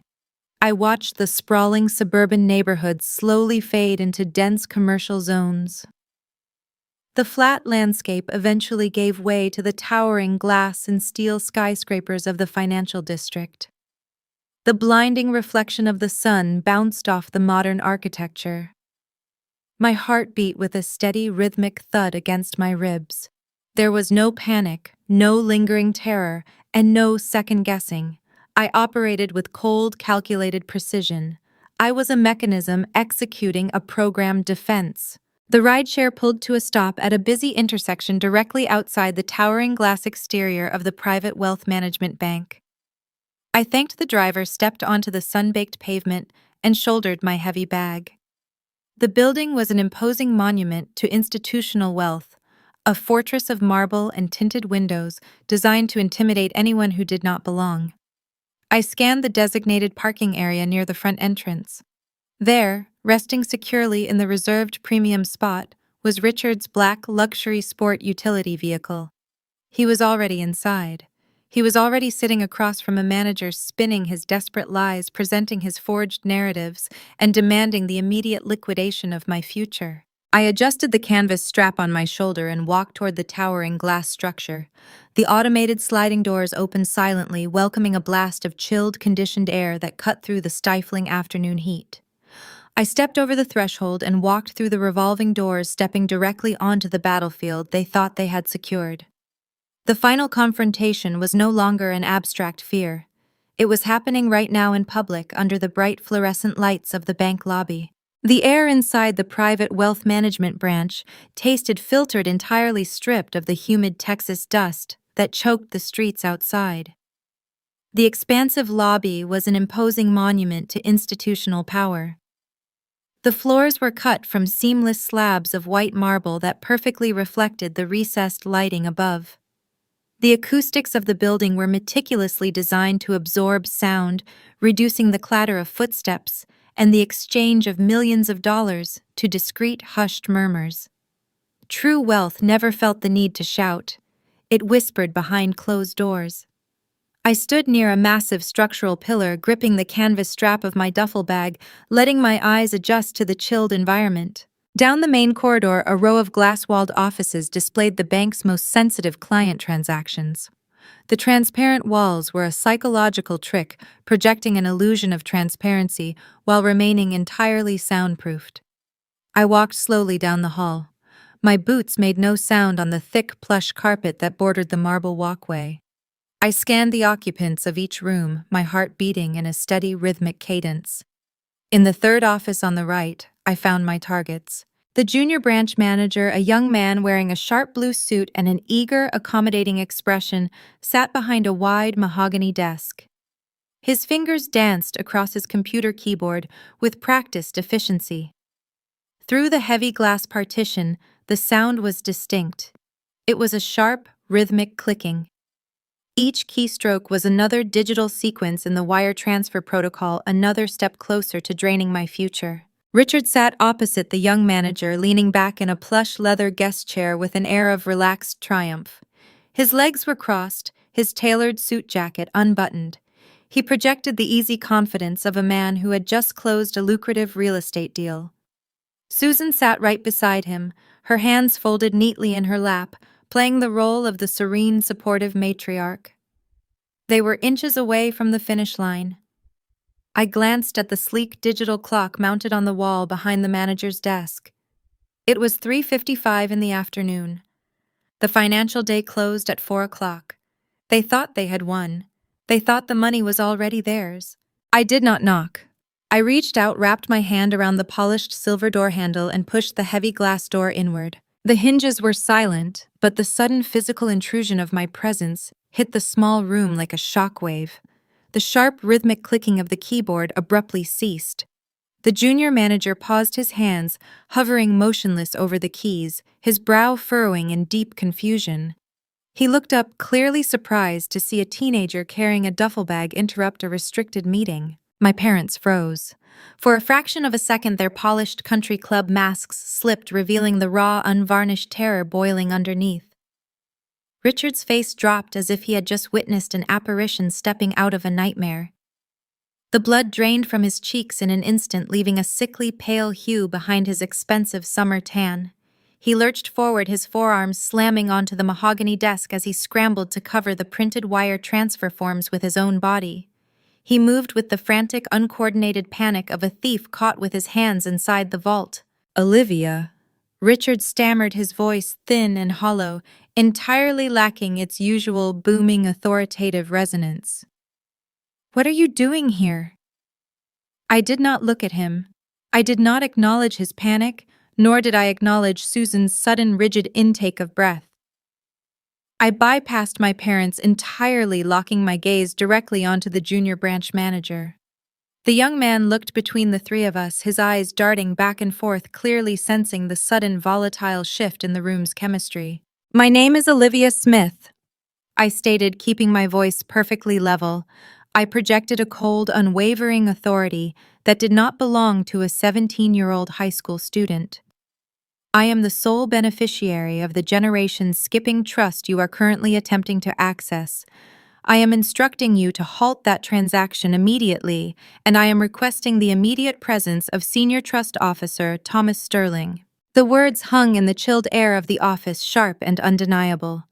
Richard recovered his senses, defaulting to the only defense mechanism he understood when cornered: intimidation. He pushed himself out of his leather chair towering over the desk, using his physical size to reclaim control of the room. He summoned his booming corporate voice, the exact tone he used to dominate boardrooms and bully independent contractors. "Apologies, David," Richard said to the manager, forcing a strained, unnatural laugh that echoed awkwardly against the glass walls. "This is my daughter. She is going through a very difficult rebellious phase right now. She sneaked out of the house. We are dealing with some severe behavioral issues. Please excuse the interruption, I will handle this." While Richard spun his frantic lies to the young manager, Susan moved. She stood up, her chair scraping harshly against the floor, and closed the distance between us in 2 quick steps. She reached out and grabbed my left arm. Her grip was not maternal. It was a vice. Her manicured acrylic nails dug through the thin fabric of my shirt, pinching the sensitive skin underneath. She leaned in close, her expensive floral perfume failing to mask the sour, metallic scent of her panic. "You are leaving right now," she hissed, her voice a venomous low whisper meant only for my ears. "Do not say another word.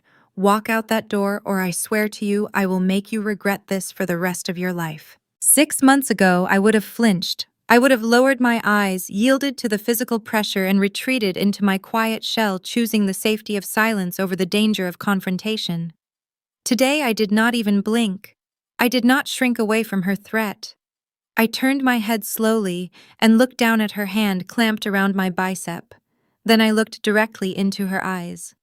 I let her see the cold, calculated emptiness waiting for her. I simply twisted my arm with a sharp, calculated upward motion, breaking her grip with a definitive snap.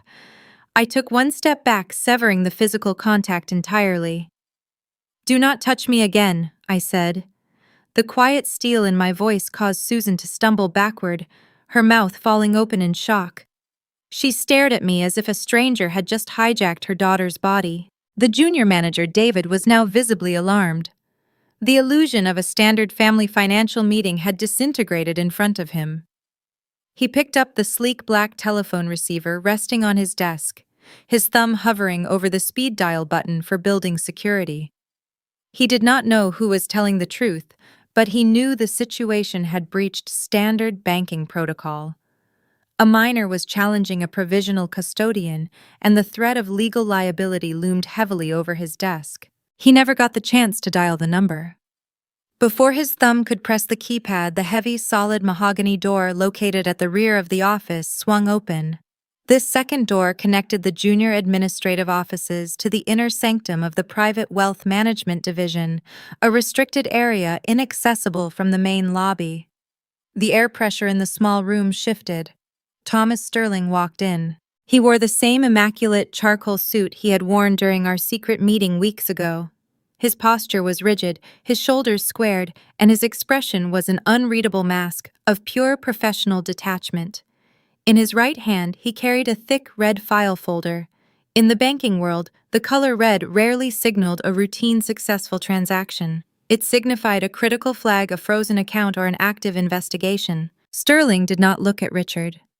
He did not look at Susan.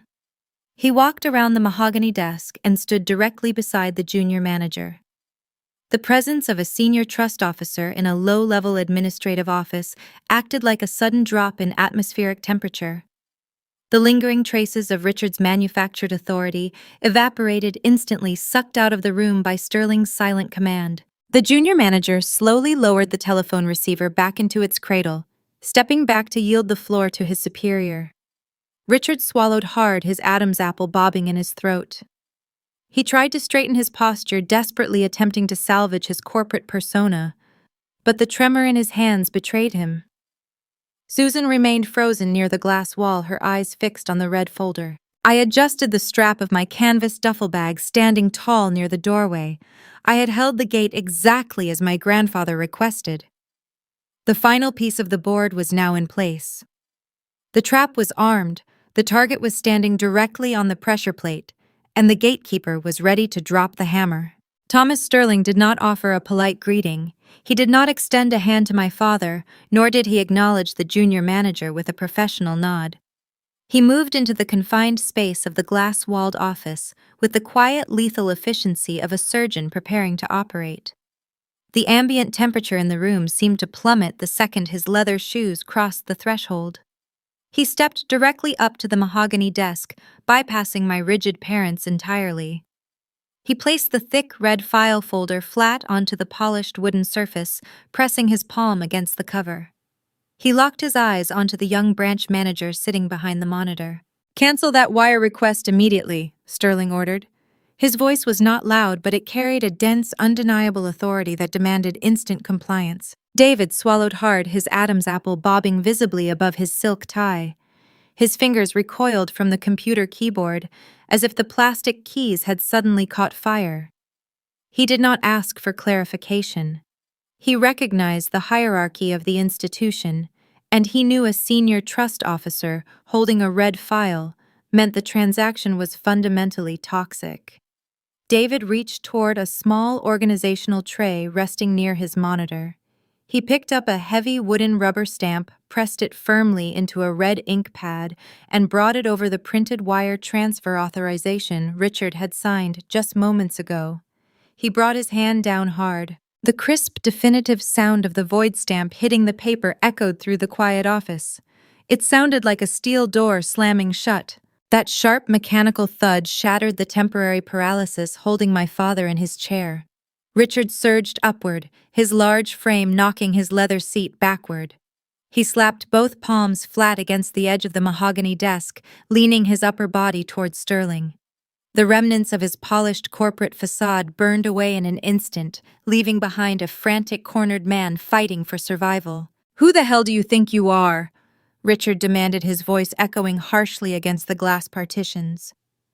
"You cannot walk in here and interfere with my private family banking. I am the legal provisional custodian of this account. I hold full statutory authority to move this capital for my daughter's welfare. You are overstepping your boundaries, and I will have your job for this." He pointed a trembling finger at David's spittle flying from his lips as he escalated his threats. He swore he would sue the branch, pull all his commercial real estate accounts from their management, and ensure both men were fired before the sun set. He wielded his anger like a club, hoping the sheer volume of his outrage would force them to retreat. Sterling let the outburst wash over him without flinching. He did not interrupt. He stood perfectly still, allowing Richard to expend his nervous energy, watching the manufactured rage quickly give way to underlying dread. When Richard finally paused to draw a ragged breath, Sterling calmly untied the string closure of the red folder. He folded the heavy cover back, revealing a stack of documents printed on premium watermarked paper. "My name is Thomas Sterling," he stated, his tone smooth, cold, and entirely devoid of intimidation. "I am the senior trust officer assigned to manage the estate of Harold Smith, and you, Richard, are currently committing a documented fiduciary breach." Richard opened his mouth to argue, but the syllables died in his throat. The invocation of my grandfather's name drained the remaining color from his face. His jaw worked silently, processing the reality that he had walked blindly into a snare set by a man who had been dead for 2 years. Sterling picked up a single sheet of paper from the file. Your custodial rights were always provisional, Richard. Harold anticipated you would eventually attempt to liquidate these assets to cover your own catastrophic financial mismanagement. He understood your character perfectly.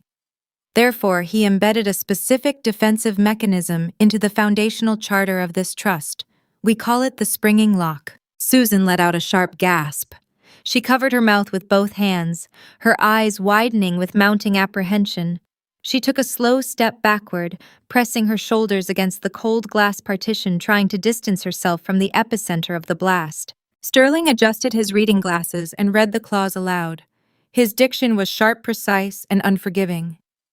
He detailed the exact legal parameters. He explained that any attempt by the provisional custodian to liquidate, transfer, or encumber the principal balance within 30 days of the beneficiary's 18th birthday is legally classified as an adverse custodial action.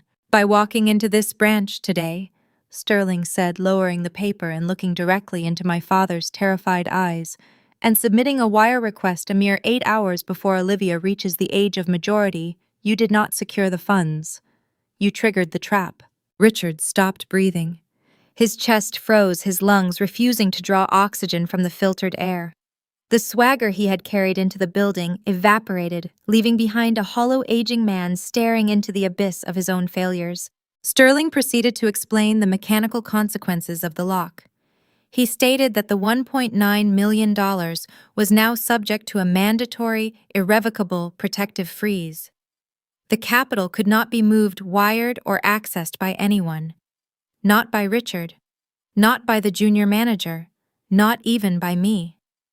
The money was locked inside a digital vault until a third-party forensic audit could be completed to ensure no theft had occurred during the custodial tenure. Furthermore, Sterling continued, his voice carrying the finality of a gavel striking wood.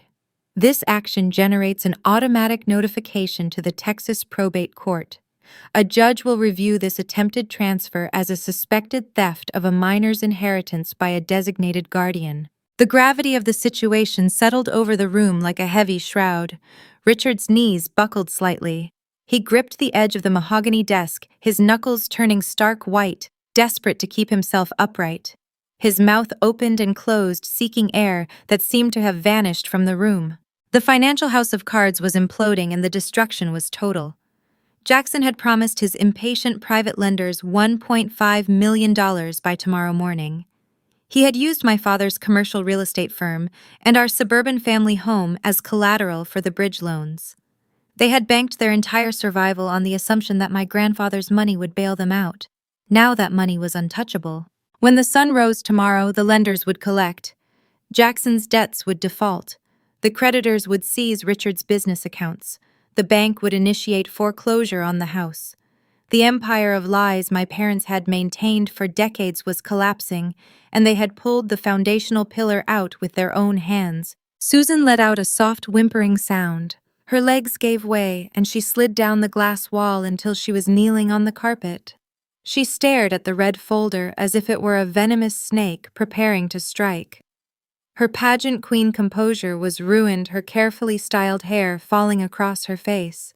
The arrogance drained entirely from my father's face, replaced by unadulterated terror. He looked at me standing quietly near the doorway, with my canvas duffel bag slung over my shoulder. He searched my expression for a trace of sympathy, a hint of the obedient daughter he thought he had manipulated. I offered him nothing. I stood perfectly still. My posture relaxed, my breathing steady. I felt a profound, sweeping sense of peace. The quietness I had cultivated for years, the silence they had mistaken for weakness, had been the armor that protected me, while the system did exactly what it was designed to do. Richard turned back to Sterling, his voice reducing to a hollow, desperate plea. He begged the trust officer to reverse the action. He claimed it was a simple misunderstanding, a paperwork error. He pleaded that they were a good family, just trying to navigate a temporary cash flow issue. He promised they would walk out of the bank right now and never touch the accounts again if Sterling would just lift the freeze and cancel the court notification. Sterling did not smile, but a cold, calculating light flickered in his eyes. He slowly closed the red folder and rested his hand on the cover. The trap had sprung, but the gatekeeper was not finished. Sterling reached into the inner breast pocket of his suit jacket. The true depth of their ruin had not yet been revealed, and my father was about to learn that the failed wire transfer was only the second worst mistake he had made this week. Richard desperately tried to rewrite the narrative. The booming corporate dictator vanished instantly, replaced by a cornered, panicked civilian pleading for a lifeline. He turned his attention back to the junior branch manager, hoping to exploit any remaining professional courtesy. He leaned over the mahogany desk, turning his palms upward in a universal gesture of surrender and supplication. He claimed the entire situation was a profound misunderstanding. His voice cracked, losing its polished resonance. He spun a frantic tale about unexpected market downturns, claiming his commercial real estate firm had hit a temporary cash flow crisis. He told David that they were merely trying to save their suburban home from imminent foreclosure. He painted himself as a desperate father, making a difficult choice to protect his household, hoping the young banker would sympathize with the brutal pressures of a volatile economy. He insisted the wire transfer was a temporary measure, a short-term loan that Jackson would repay the moment his venture capital cleared. Thomas Sterling allowed the pathetic justification to fill the chilled air. He did not interrupt. He stood near the edge of the desk, his posture relaxed, but commanding, letting Richard dig the hole deeper. When my father finally ran out of breath, his chest heaving under his tailored suit, Sterling unlatched the brass buckles of his leather messenger bag resting on a nearby chair. He retrieved a sleek silver laptop. The brushed metal casing caught the fluorescent light overhead. He placed the device onto the desk right next to the voided wire transfer forms. He flipped the screen open. He did not offer a grand speech. He did not argue with Richard's fabricated narrative. He simply tapped the trackpad twice and pressed a single key. The acoustic design of the glass-walled office, engineered to keep private conversations inside, worked flawlessly to amplify the audio file emanating from the laptop speakers. My mother's voice filled the room. The audio was pristine. It captured the exact cadence of her manufactured grief from 2 nights prior. The recording played her tearful, desperate begging. It broadcasted her explicit demand for a bridge loan to cover Jackson's failing business debts. The room listened as she laid out the extortion, threatening that the family would lose their home and face ruin if I did not sign the transfer authorization. Then came the fatal detail.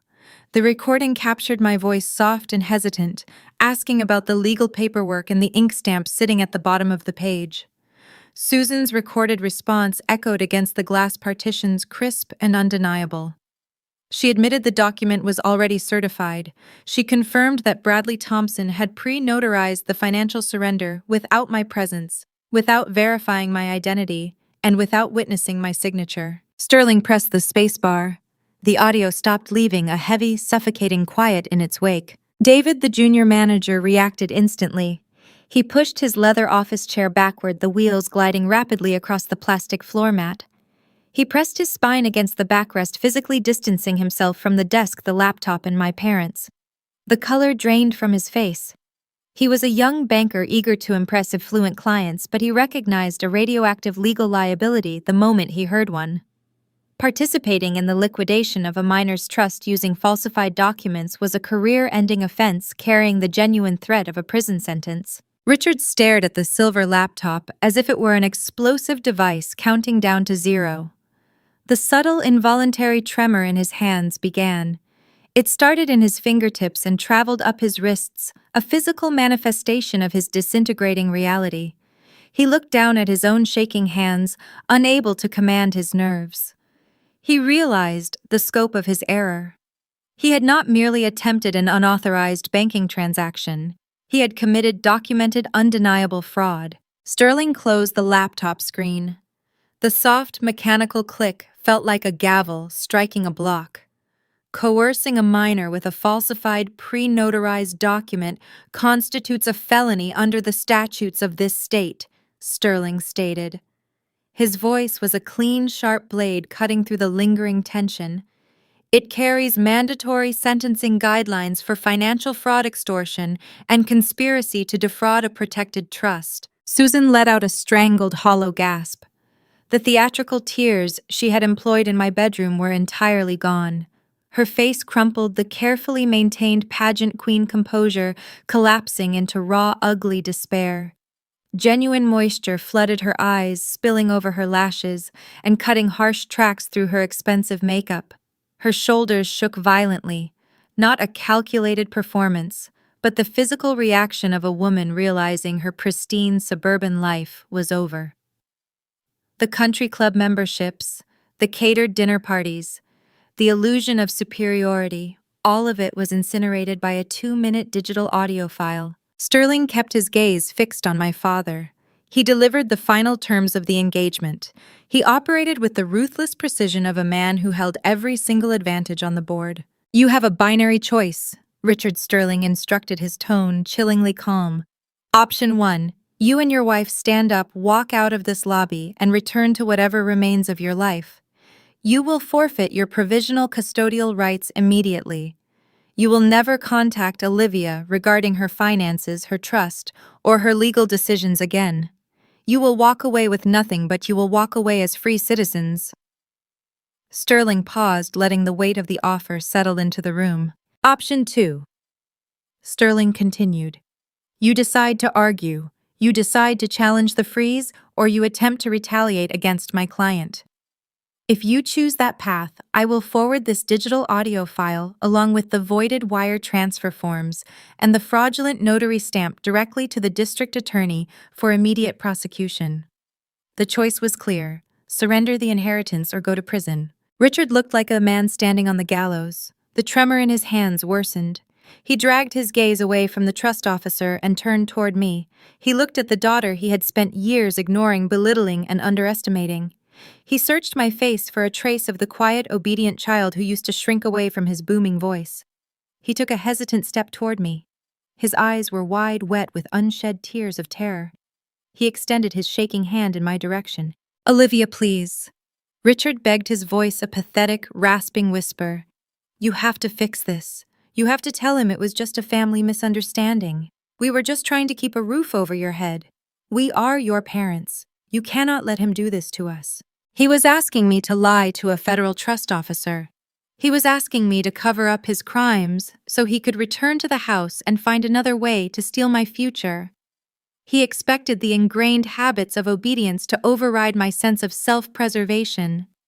He expected the word family to act as a magic spell, erasing the extortion, the threats, and the betrayal. I looked at the man who had threatened to throw me onto the street if I did not fund his favorite child's delusions. I looked at the mother sobbing on the floor who had packed my suitcase to drag me into a trap.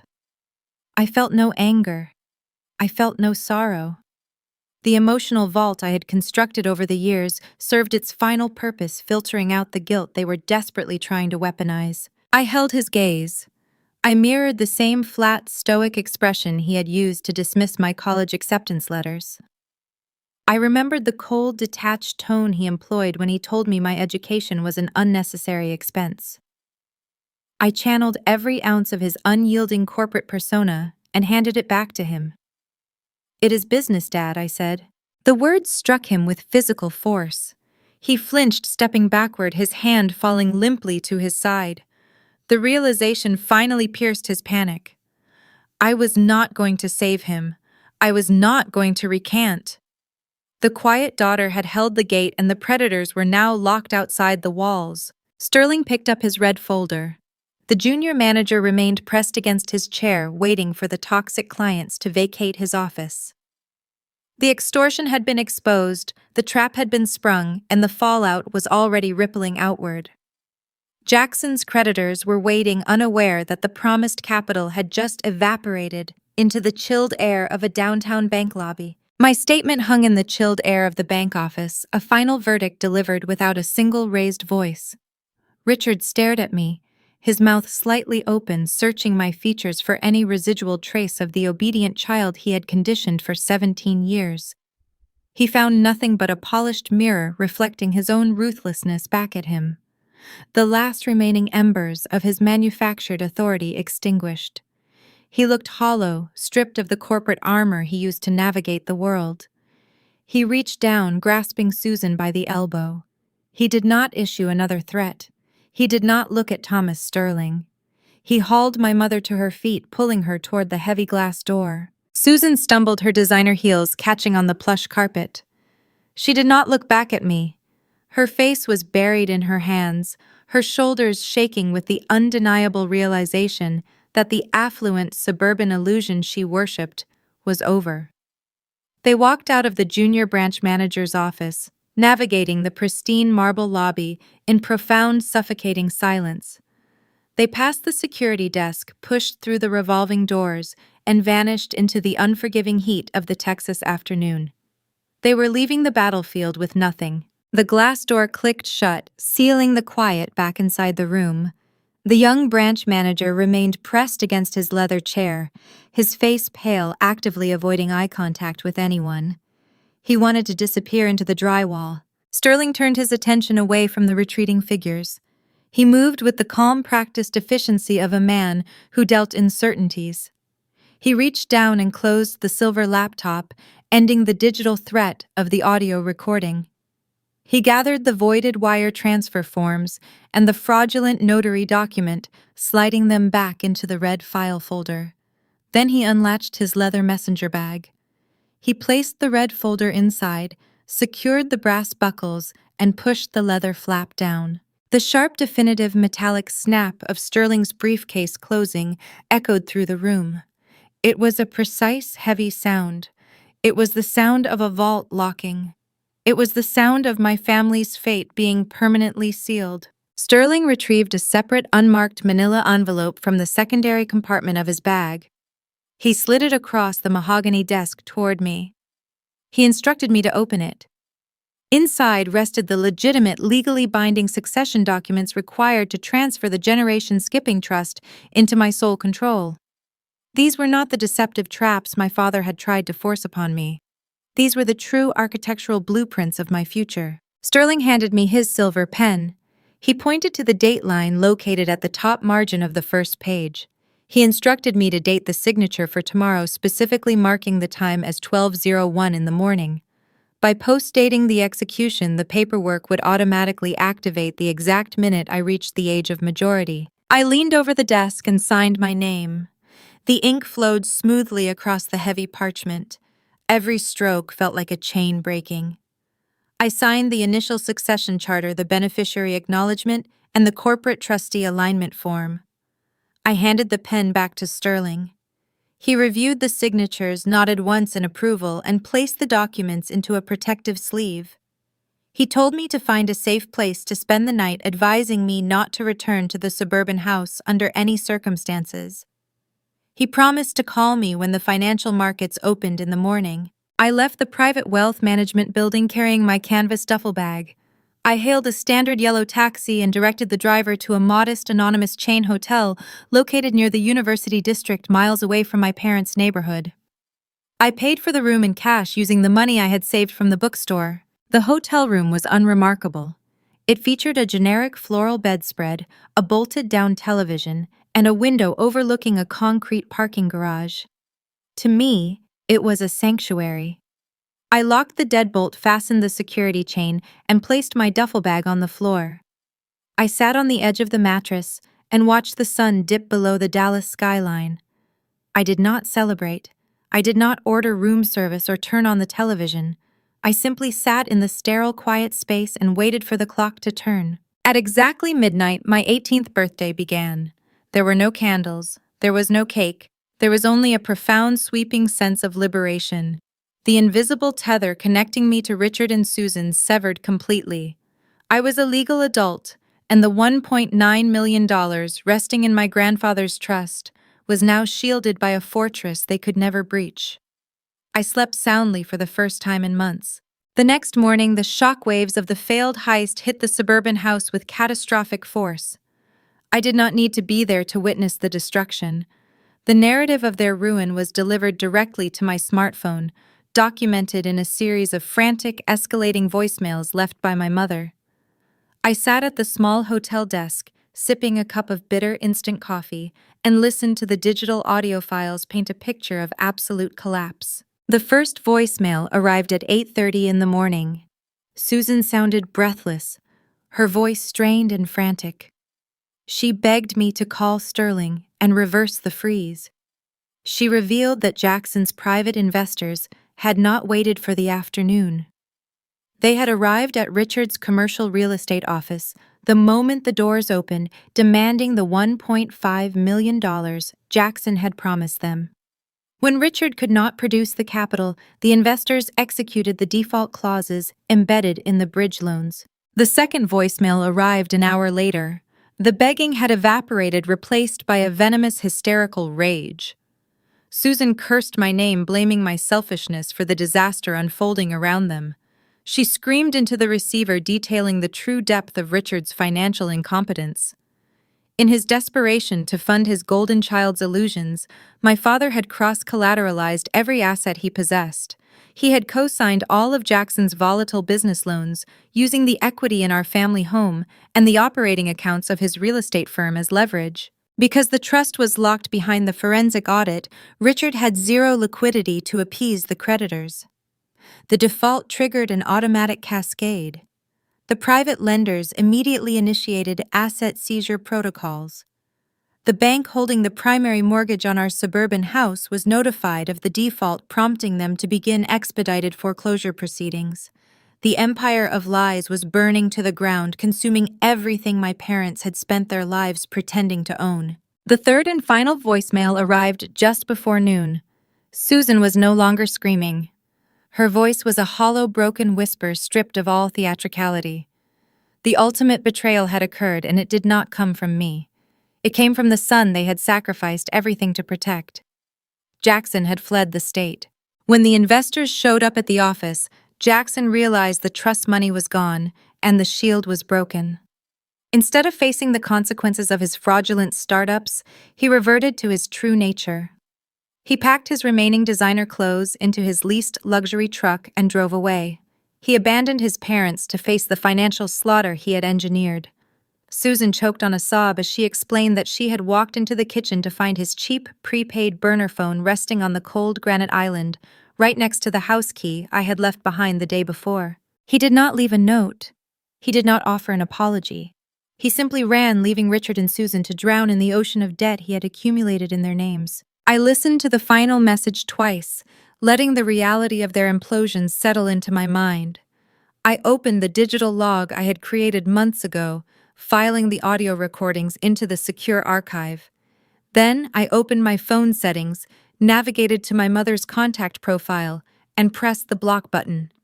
I repeated the process for my father and my brother. The digital barrier snapped into place, severing their access to my life permanently. The sheer scale of their ruin was staggering. They had spent years preparing to steal my future, treating my quiet nature as a weakness they could exploit. They had plotted forged documents and attempted extortion, convinced their parental authority granted them immunity from consequence. Instead, their greed had guided them directly into a trap. They had completely annihilated their own existence while trying to consume mine. The system worked exactly as my grandfather had designed it. It did not require shouting. It did not require physical violence. The legal gears simply turned, moving slowly, deliberately, and without a single ounce of mercy. The springing lock had protected the gate, and the predators had starved themselves to death trying to break it down. I closed my laptop and finished my coffee. The storm had passed, leaving a clear, unobstructed path forward. I gathered my duffel bag, checked my reflection in the cheap hotel mirror, and prepared to step out into the first day of the rest of my life. I needed to meet Thomas Sterling one final time to retrieve the keys to my new kingdom and to ensure the ashes of my parents' mistakes could never blow across my threshold. 2 months passed since the sweltering afternoon I left my brass house key on the cold granite island. The oppressive summer heat still lingered over the state of Texas, but the atmosphere in Austin felt fundamentally different from the suffocating suburbs of Dallas. The air tasted lighter. I carried a standard cardboard box up 3 flights of stairs to my new university housing assignment.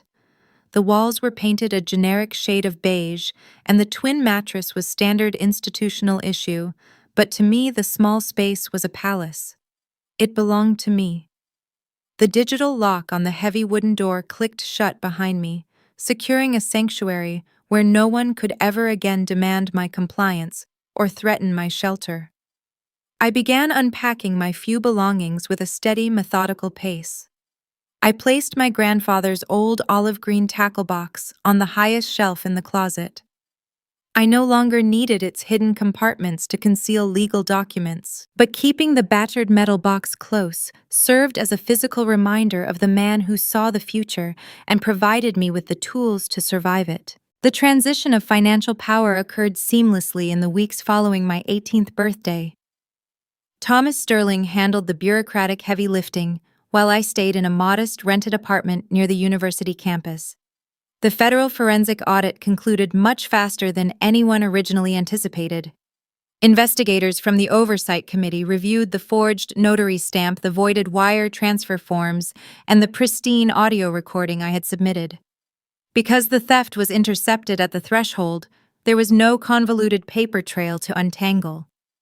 My father never managed to touch the principal balance. The springing lock engaged flawlessly, shielding the capital, while the authorities documented the attempted extortion. Once the probate court recognized the blatant fiduciary breach, the judge permanently stripped Richard of his provisional custodial status. With the immediate threat neutralized, Sterling guided me through the complex process of establishing a new professionally managed, irrevocable trust. I was no longer a ward of the state, nor was I a dependent trapped under the unpredictable thumb of my father. I became the sole trustee of my own estate. The $1.9 million transitioned safely into diversified, low-risk portfolios. Together with the financial advisors, I set up a structured, rigid disbursement plan.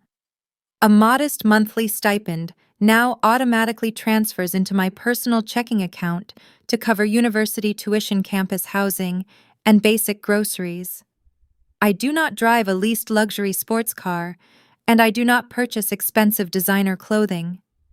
The true value of wealth is not careless consumption. It is security. The money sits quietly in the background, working exactly as my grandfather intended.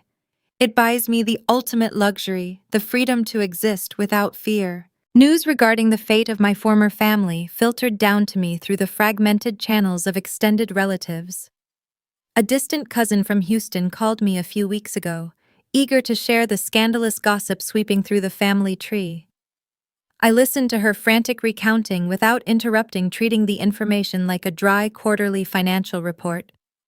Richard and Susan lost the sprawling suburban house to foreclosure merely 30 days after the confrontation in the bank lobby. Without Jackson's phantom venture capital to satisfy the impatient private lenders, my father's commercial real estate firm dissolved into a messy corporate bankruptcy. The creditors auctioned off his luxury vehicles and liquidated the country club memberships to cover the mounting legal fees. My parents now reside in a cramped two-bedroom apartment on the industrial outskirts of Fort Worth.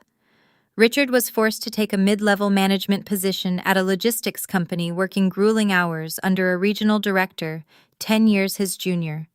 Susan, stripped of her catered dinner parties and her neighborhood prestige, now works retail at a local department store.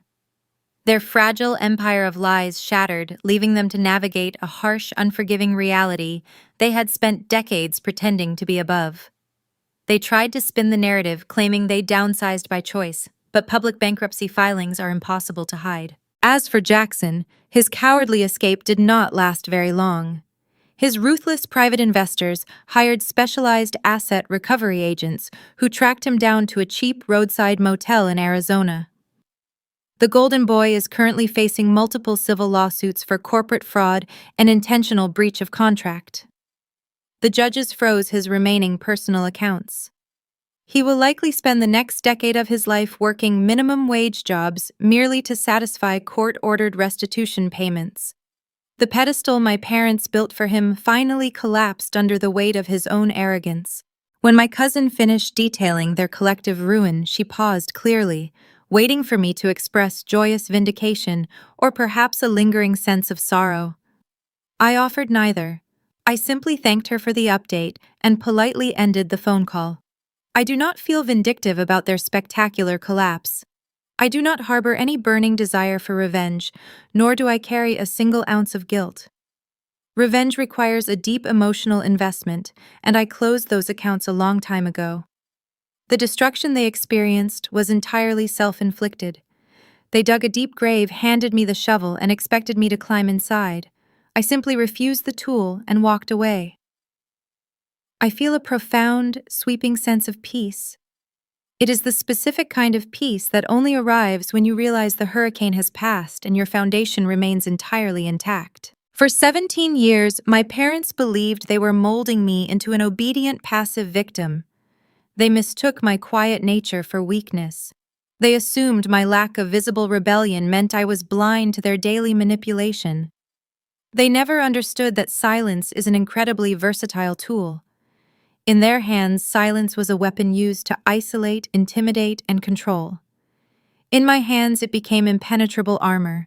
While they wasted their energy projecting false wealth and screaming over minor inconveniences, I conserved my strength. I observed their patterns. I cataloged their fatal flaws, anticipated their desperate strategies, and waited for the exact right moment to step out of the way. Patience is not the absence of action. It is the cold, deliberate calculation of timing. I pulled my focus back to the present moment. The late morning sun streamed through the large window of my dorm room, casting bright, warm patterns across the wooden surface of my desk. I reached down and unzipped my canvas backpack. I pulled out a thick, hardcover textbook for my upcoming constitutional law class. I dropped it onto the desk. The heavy thud of the book hitting the solid wood was a deeply satisfying sound. It echoed with the tangible promise of a future I secured with my own hands. I sat down in the desk chair and opened a fresh-lined notebook, smoothing the crisp paper with my palm. I picked up a blue ink pen and looked out the window. The sprawling campus of the University of Texas stretched out before me, a vibrant landscape of towering oak trees and limestone buildings. Thousands of students were walking along the paved pathways, navigating their own complicated lives, carrying their own hidden histories. I breathed in the conditioned air of the room, feeling the steady, unbothered rhythm of my own heartbeat. My grandfather built a fortress they could not breach, and he trusted me to hold the final gate. I kept the gate. The predators are locked outside forever, and the key is safely hidden away. My story does not end with a screaming match in a suburban kitchen or a dramatic courtroom brawl. It ends right here in a sunlit room with the quiet, unbothered sound of a life finally beginning on my own terms. There is a persistent myth woven deeply into the fabric of American culture. It is the idealized image of the unwavering family, the belief that blood is an unbreakable bond, a permanent safety net designed to catch us when the world pushes us to the edge. We are taught from a young age that loyalty to our parents and siblings is paramount, that sacrifice is simply another word for love. But Olivia's journey exposes the dangerous shadow resting just beneath that American dream. Sometimes the people who demand your loyalty are just trying to use you as a human shield against the consequences of their own choices. The profound lesson lingering in the quiet aftermath of Olivia's story is not about the logistics of irrevocable trusts, nor is it about the cold mechanics of banking law. It is about the fundamental redefinition of strength. In a society that often equates power with the loudest voice in the room, Olivia proved that true power can be entirely silent. It is the discipline to observe when you are expected to react. It is the agonizing patience to hold your ground while the people who were supposed to protect you attempt to tear you apart. We live in a culture obsessed with explosive confrontations and dramatic resolutions. We want the screaming match. We want the cinematic apology. But real life rarely affords us those neat, satisfying closures. Olivia's victory was found in her emotional detachment.